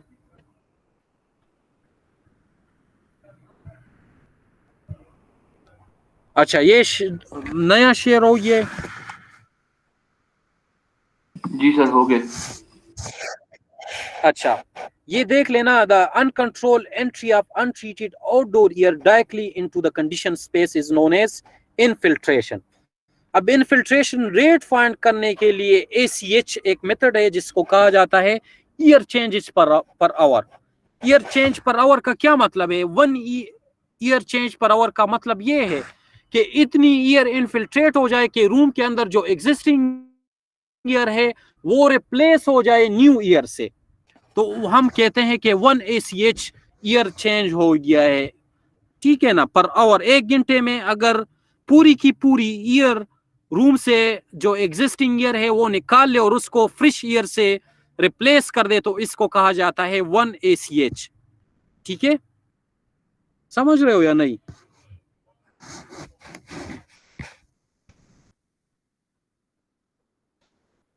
वन ACH का क्या मतलब है? मैंने क्या बताया पहले वो आप सुन ले। आप बता रहे क्या आपने सुना है? What is 1 ACH? सर इसका मतलब ये है कि अगर रूम के अंदर एग्जिस्टिंग एयर हो और उसको हम रिप्लेस करें फ्रेश एयर से 1 घंटे में, तो हाँ उसको 1 ACH कहेंगे सर। जी, एग्जैक्टली यही मतलब है। और 1 ACH will be the function of the volume of the year. आपको वॉल्यूम पता होगी कि इस रूम की वॉल्यूम क्या है, लेंथ पता होगा, विड्थ उसकी पता होगी और हाइट उसका पता होगा। तो जितनी वॉल्यूम है कि अगर वो पूरी की पूरी वॉल्यूम रिप्लेस आप कर दे न्यू ईयर से, तो वो वॉल्यूम पर आवर जो आएगा, वॉल्यूम फ्लो रेट एक्चुअली बन जाएगा उसका। तो वो 1 घंटे में अगर पूरी ईयर को रिप्लेस कर दे फ्रेश ईयर से और उस वॉल्यूम को भर दे फ्रेश ईयर, तो वो बन जाती है 1 ACH, ठीक है ना। सर ये लेकिन इनफिल्ट्रेशन में तो एक्सचेंज तो नहीं होता ना? तो हर बिल्डिंग के लिए मुख्तलिफ बिल्डिंग की मुख्तलिफ स्पेसिफिकेशन होती है ना। एक को कहा जाता है कि लूज फिटेड बिल्डिंग, एक होता है टाइट फिटेड बिल्डिंग। तो हर बिल्डिंग के लिए ACH गिवन होता है कि लूज बिल्डिंग के अंदर AC जो होगा वो 0.1 ACH के बराबर होगा और टाइट फिटेड बिल्डिंग के लिए 0.05 ACH के बराबर होगा। उसका मतलब ये है कि टाइट फिटेड बिल्डिंग में 0.05 ACH के हिसाब से 1 घंटे के अंदर 0.05 वॉल्यूम रिप्लेस होगी अनवांटेड लीक्ड ईयर से, ठीक है ना। तो उस हिसाब से उस बिल्डिंग के लिए आप इनफिल्ट्रेशन लोड पर फाइंड कर सकते हैं। सही सर, राइट सर। अच्छा, इसकी वीडियो है, अगर आप चाहते हैं तो वो मैं प्ले करता हूँ, मजीद ये क्लियर हो जाएगा, ठीक है। तो for that I will again share today lecture और उसमें वो वीडियो अगर प्ले कर दे, 4 मिनट की वीडियो है, तो उससे आपको ये क्लियर हो जाएगा, ठीक है। अच्छा, सो प्ले कर रहा हूँ, इसको आप सुने, ठीक है? Welcome to the VRF Wizard. I'm going to show you how to calculate. ये आप सुन रहे हो या नहीं? ये आप सुन रहे Yes, थे sir. या नहीं? सुन रहे हैं सर। अच्छा अच्छा ठीक है, ये मैं प्ले करता हूँ, ठीक है? Welcome to the VRF Wizard. I'm going to show you how to calculate. सुन रहे हो इसको? Yes, sir. आवाज आ रही है। यस सर सुन रहे हैं। अच्छा ठीक है, सुन ले इसको।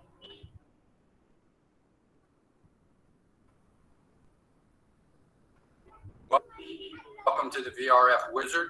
I'm going to show you how to calculate air changes per hour and how to figure out the air changes per hour based on a given CFM.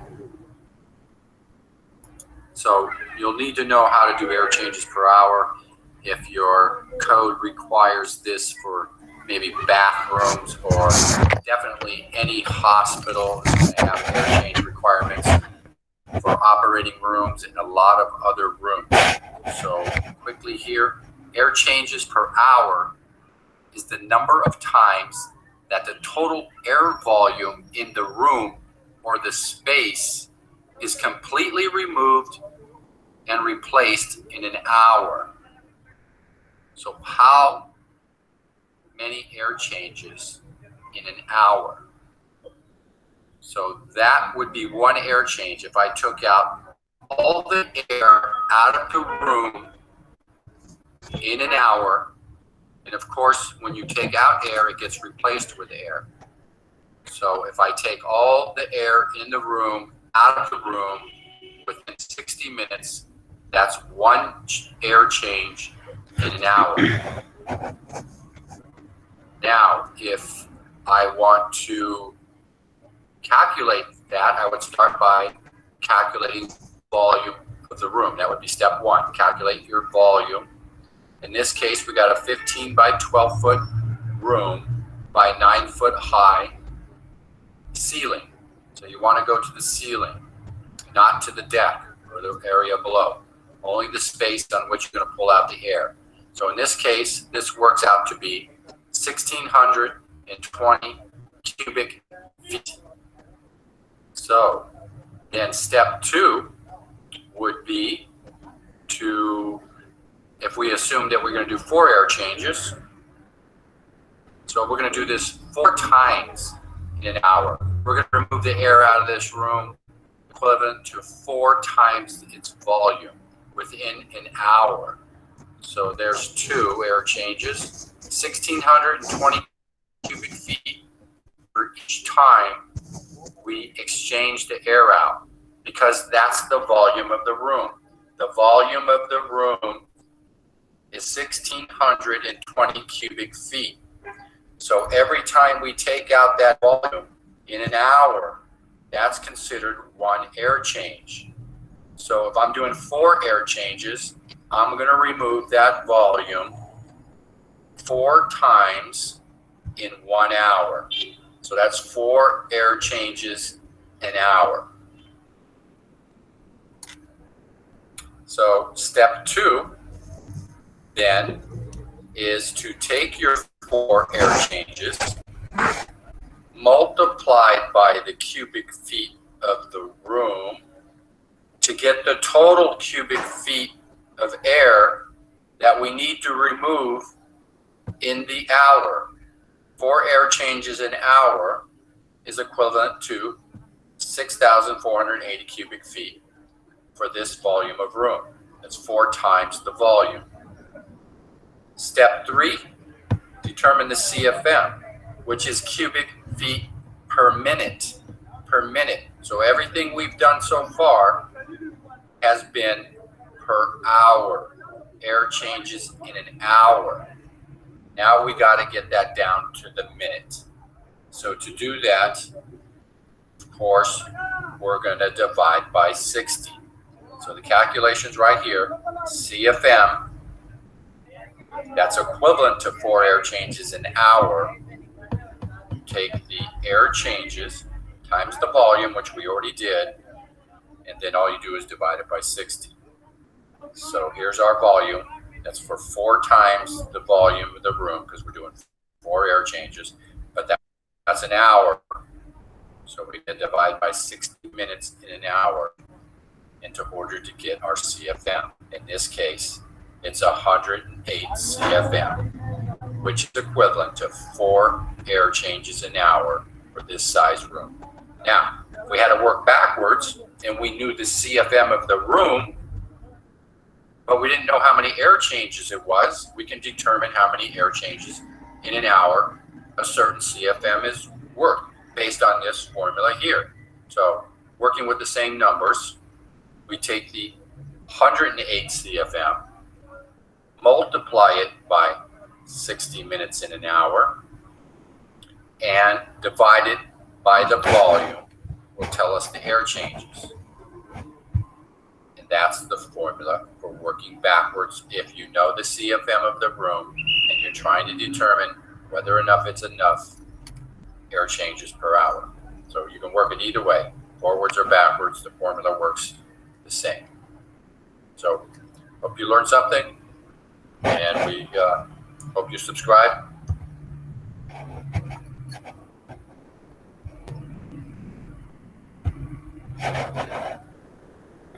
अच्छा, इसलिए आप लोगों ने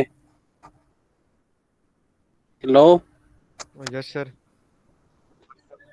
क्या समझे आप इससे?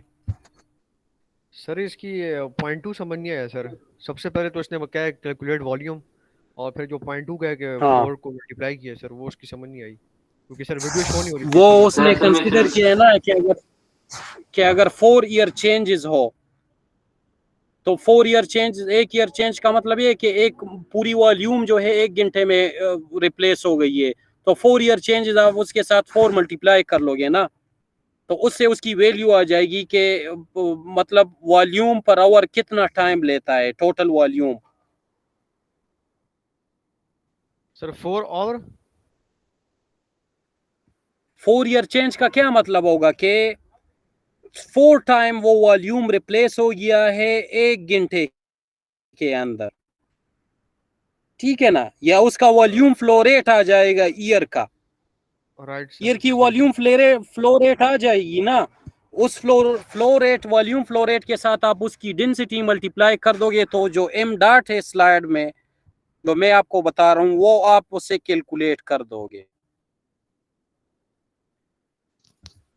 ये देख लेना, ये एम डॉट उससे आ जाएगा ना। ACH का क्या मतलब है? Volume flow rate per hour, ये मतलब है ना। Yes sir. आप ACH पहले बता दो क्या मतलब है, आप आपने वीडियो देख ली ना, उसका मतलब क्या है? सर वीडियो शो नहीं हो रही थी सर, सिर्फ वॉइस आ रही थी। अच्छा, तो आप मुझे बता देते ना। वो खैर है सर, वो हम देख लेते हैं, अभी वो स्लाइड्स में शेयर होगी सर, वहां से देख लेंगे। सर हम देख लेंगे वो उसमें तो। समझ लग रही थी फिर सर आप वैसे वो उसको देखने से, वो सुनने से।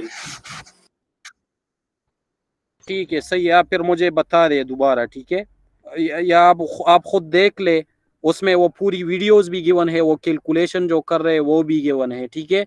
लेकिन 1 ACH का मतलब ये है कि पूरी की पूरी वॉल्यूम रूम का 1 घंटे में रिप्लेस होगी इनकमिंग सराउंडिंग ईयर से, through the leaks, through the openings, इनसे वो फ्लो रेट उसकी इतनी होगी कि पूरी की पूरी ईयर 1 घंटे में रिप्लेस हो जाएगी, ठीक है। अगर 4 ACH का मतलब ये है कि ना, तो वो उसका मतलब है कि 4 time the volume of the air will be replaced in 1 hour, ठीक है। सही सर। Yes sir. ACH का मतलब ये कि पूरी वॉल्यूम ईयर का 1 घंटे में रिप्लेस होगा, तो अगर 4 ACH है तो इसका मतलब ये कि 4 टाइम जो है 4 दफा जो है वो पूरी की पूरी ईयर रिप्लेस होगी 1 घंटे के अंदर उस पर्टिकुलर रूम के लिए, तो वॉल्यूम फ्लो रेट आ जाएगा, और उसकी डेंसिटी ईयर की अगर आपको पता चल जाए आपको साइकोमेट्रिक चार्ट से, तो आप उसकी मास फ्लो रेट फाइंड कर सकते हैं, ठीक है। सही है सर, ठीक है सर, वो समझ आ गई। अच्छा, और ये heat transfer through the OPEC surfaces, ये आप लोगों ने HMT वगैरह में पढ़ा होगा कि ओवरऑल हीट ट्रांसफर कोफिशिएंट होता है, उसमें एरिया इन्वॉल्व होती है और cooling load temperature difference given होता है। तो अगर मैं आपसे कहूं कि कमरे के 4 दीवार है, एक दीवार के एक्सटीरियर सरफेस पर ये टेम्परेचर है, इंटीरियर पर ये टेम्परेचर है और इस वॉल की यू वैल्यू ये है, तो आपको जो लोड आएगा ईयर के ऊपर हीट ट्रांसफर से, वो आपको कैलकुलेट करना फिर आता हो। ठीक है, मतलब मैं आपको डायमेंशन दे दूंगा रूम का कि इस रूम की हाइट इतनी है, इसकी विड्थ इतनी है और इसकी जो लेंथ है वो इतनी है, तो हर वॉल की एरिया आप उससे फाइंड कर सकते हैं, रूफ की फाइंड कर सकते हैं, फ्लोर की फाइंड कर सकते हैं अगर ये 2nd स्टोरी पर ये रूम अवेलेबल हो। ठीक है, तो हर बिल्डिंग के लिए, हर वॉल के लिए टेम्परेचर डिफरेंस अगर मैं आपको दे दूं तो ओपेक सरफेस से हीट ट्रांसफर फाइंड करना आपको आना चाहिए। समझ रहे हो या नहीं? Hello, yes sir. सर ये लास्ट वाले टर्म से लेकर क्या मतलब है? CLTD कूलिंग लोड, ये क्या है सर? ये हाँ, cooling load temperature difference. Okay sir. CLTD का मतलब है कूलिंग लोड टेम्परेचर डिफरेंस, के कितना टेम्परेचर डिफरेंस है।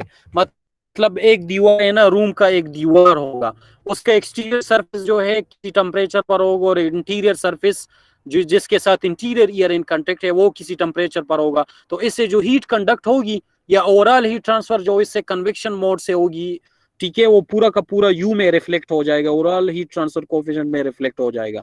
तो अगर यू वैल्यू में आपको दे दूं और एरिया उसका आप फाइंड कर ले और टेम्परेचर डिफरेंस आपको गिवन हो, तो उससे जो उस ओपेक दीवार से जो हीट ट्रांसफर होगी वो आप फाइंड कर सकते हैं। ठीक है, सही है सर, समझ रहे हो? क्लियर है सर। यस।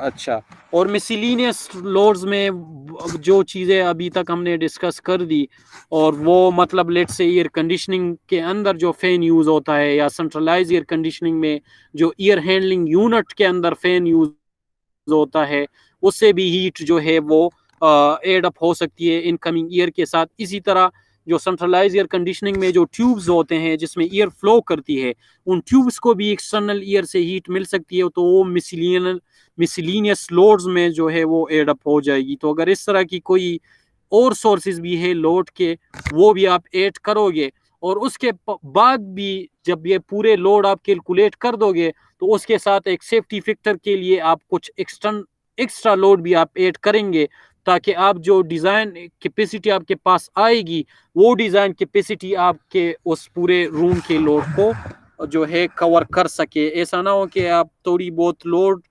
कैलकुलेशन में गलती कर ले और उस बेसिस पर सेलेक्ट कर ले और फिर वो आपको थर्मल कंफर्ट प्रोवाइड ना कर सके। ठीक है, सही है ना? Yes sir. अच्छा, इससे इस तरह का भी आपको लोड कैलकुलेशन में क्वेश्चन आ सकता है ना, कि जो अभी मुख्तलिफ सोर्सेज हमने पढ़े हैं उसमें सेंसिबल लोड भी था, लेटेंट लोड भी था। तो अगर मैं आपसे कहूं कि इस पूरे लोड का सेंसिबल हीट फैक्टर आप फाइंड कर लो, तो उसमें सेंसिबल लोड सारे के सारे आप ऐड कर लोगे और टोटल लोड ऐड कर लोगे, तो सेंसिबल लोड को आप टोटल लोड से जब डिवाइड कर लोगे तो सेंसिबल हीट फैक्टर उसका आपके पास फाइंड हो जाएगा। ठीक है, तो ये चीजें आपको आनी चाहिए, ये हमने ऑलरेडी साइकोमेट्रिक प्रोसेसेस में पढ़ी है। ठीक है ना? तो आप सेंसिबल लोड को सारे के सारे को ऐड कर लोगे, लेटेंट लोड को ऐड कर लोगे और फिर कंबाइन करके सेंसिबल को डिवाइड कर लोगे कंबाइन लोड से, तो उससे आपके पास सेंसिबल हीट फैक्टर उसका फाइंड हो जाएगा। ठीक है, राइट सर। सर सारे के सारे सेंसिबल लोड को और कूलिंग लोड सबको ऐड करके सर डिवाइड कंबाइंड लोड से करना है। हाँ, वो सेंसिबल हीट फैक्टर आप थोड़ा सा देख ले साइकोमेट्रिक प्रोसेसेस में, ठीक है, उसमें ये डिस्कस हुआ है। ठीक है, ठीक है ना? जी ठीक है सर। अच्छा, and the coming this is relevant with how the infiltration actually occur। 3 sources है, एक है डेंसिटी डिफरेंस या स्टेक इफेक्ट जिसको कहा जाता है। जिस तरह चिमनी में जो पावर प्लांट में जो कंबशन होती है, के जो एग्जॉस्ट गैसेस चिमनी के थ्रू बाहर जाते हैं, वो डेंसिटी डिफरेंस की वजह से जाते हैं। एग्जैक्टली इनफिल्ट्रेशन भी डेंसिटी डिफरेंस की वजह से होती है। ठीक है, रूम के अंदर एयर अमूमन गर्मियों में वो ठंडी होती है, बाहर ईयर गर्म होती है। तो डेंसिटी डिफरेंस की वजह से ठंडी ईयर नीचे आएगी, गर्म ईयर ऊपर जाएगी। तो अगर नीचे कुछ बिल्डिंग के स्ट्रक्चर के अंदर सुराख है तो उससे ठंडी ईयर बाहर चली जाएगी, और अगर ऊपर सुराख वगैरह है या ओपनिंग है रोशनदान के थ्रू गर्म ईयर आएगी तो इनफिल्ट्रेशन हो जाएगी। ठीक है। दूसरा इफेक्ट इसमें ये यूज हुआ है कि विंड इफेक्ट। विंड इफेक्ट का ये मतलब है कि जब हवा चलती है ना तो बिल्डिंग के जिस दीवार के साथ वो टकराती है उस साइड हवा की वजह से एक पॉजिटिव प्रेशर अप्लाई होता है। तो उस पॉजिटिव प्रेशर से कुछ ईयर रूम के अंदर दाखिल हो जाती है, एक्सटर्नल ईयर, और जिस दीवार के ऊपर मतलब दीवार से टकरा के दूसरी दीवार से उस तरफ जाती है तो वो उस दूसरे साइड पर नेगेटिव प्रेशर क्रिएट करती है। ठीक है। तो उस नेगेटिव प्रेशर की वजह से जो ईयर है वो रूम से बाहर जाती है। ठीक है। तो एक तरफ से इंटर होती है, दूसरी तरफ से बाहर जाती है। तो ये इसको कहा जाता है विंड इफेक्ट। दूसरा होता है कि अगर आप लोगों ने रूम के अंदर कोई पंखा वगैरह लगाया है तो उससे भी प्रेशराइजेशन होती है, एयर प्रेशराइज होती है। ठीक है। और वो प्रेशराइज एयर लीक्स के थ्रू रूम से बाहर जाती है। ये पूरा का पूरा जो है इन स्लाइड्स में डिस्कस हुआ है, और ये मैंने ऑनलाइन जो है उससे कॉपी पेस्ट किया हुआ है। ठीक है। तो इसको आप थोड़ा सा देख ले if you are interested that how the infiltration actually occur. ठीक है ना। Okay sir. हेलो। ठीक है सर। Right sir. अच्छा, इसके अलावा वेंटिलेशन की भी रिक्वायरमेंट्स है, उसकी स्पेसिफिकेशन आपके बुक में गिवन है। सो थोड़ा सा अगर आप इंटरेस्टेड है वो मैं आपको देख देता हूँ कि इंडिविजुअल कितनी रिक्वायरमेंट है उसकी, या आप खुद देख ले उसमें बुक में। क्या ख्याल है, देख ले उसको।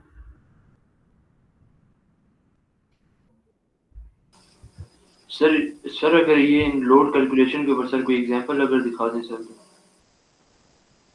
ये मैं आपको इसके रिलेवेंट एग्जांपल वगैरह आप मुझे आज बता दे, याद दिला दे। इसके रिलेवेंट एग्जांपल जिस तरह हमने टॉपिक कवर किया है ना उसी लिहाज से मैं आपके साथ कुछ शेयर कर दूंगा। ठीक है ना। ठीक है सर, बस ये क्लास के बाद फिर शेयर कर दें। हाँ, बस आप टुनाइट आप मुझे याद दिला दें, मैं आपको शेयर कर दूंगा, उस पर आप प्रैक्टिस करें। ठीक है। ठीक है सर। Okay sir. अच्छा, अगर कोई क्वेश्चन है तो आप पूछ ले, अदरवाइज ये लेक्चर ख़त्म हुआ है।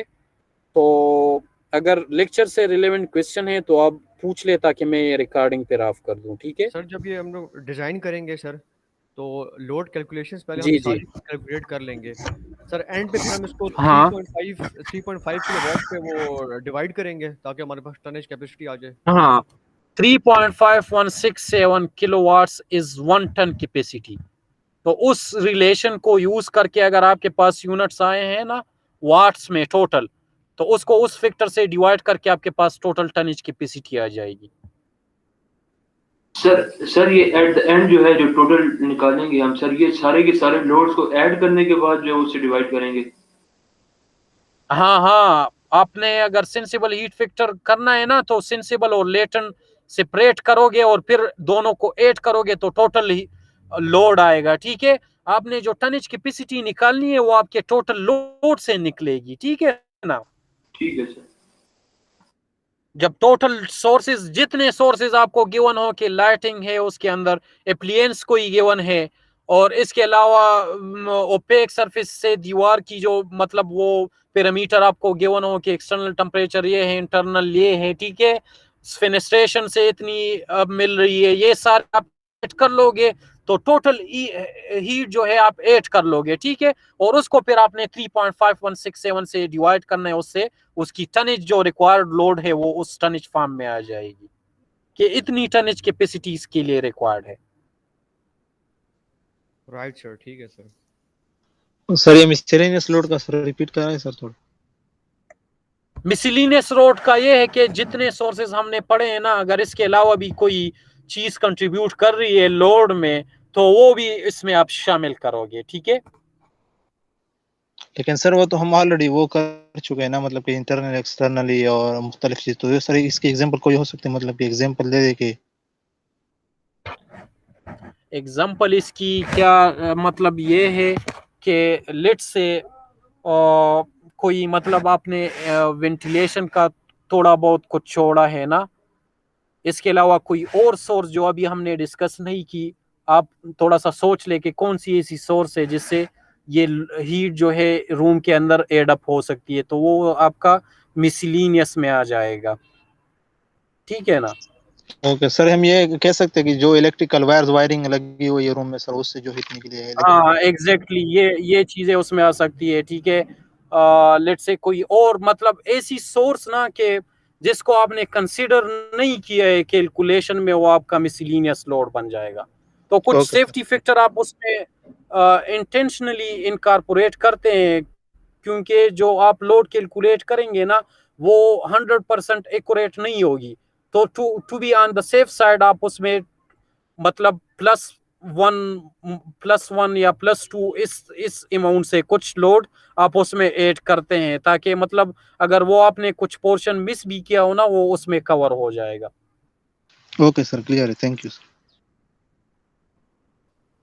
अच्छा, और कोई क्वेश्चन हो तो आप पूछ ले। अच्छा, सो थैंक यू। ओके।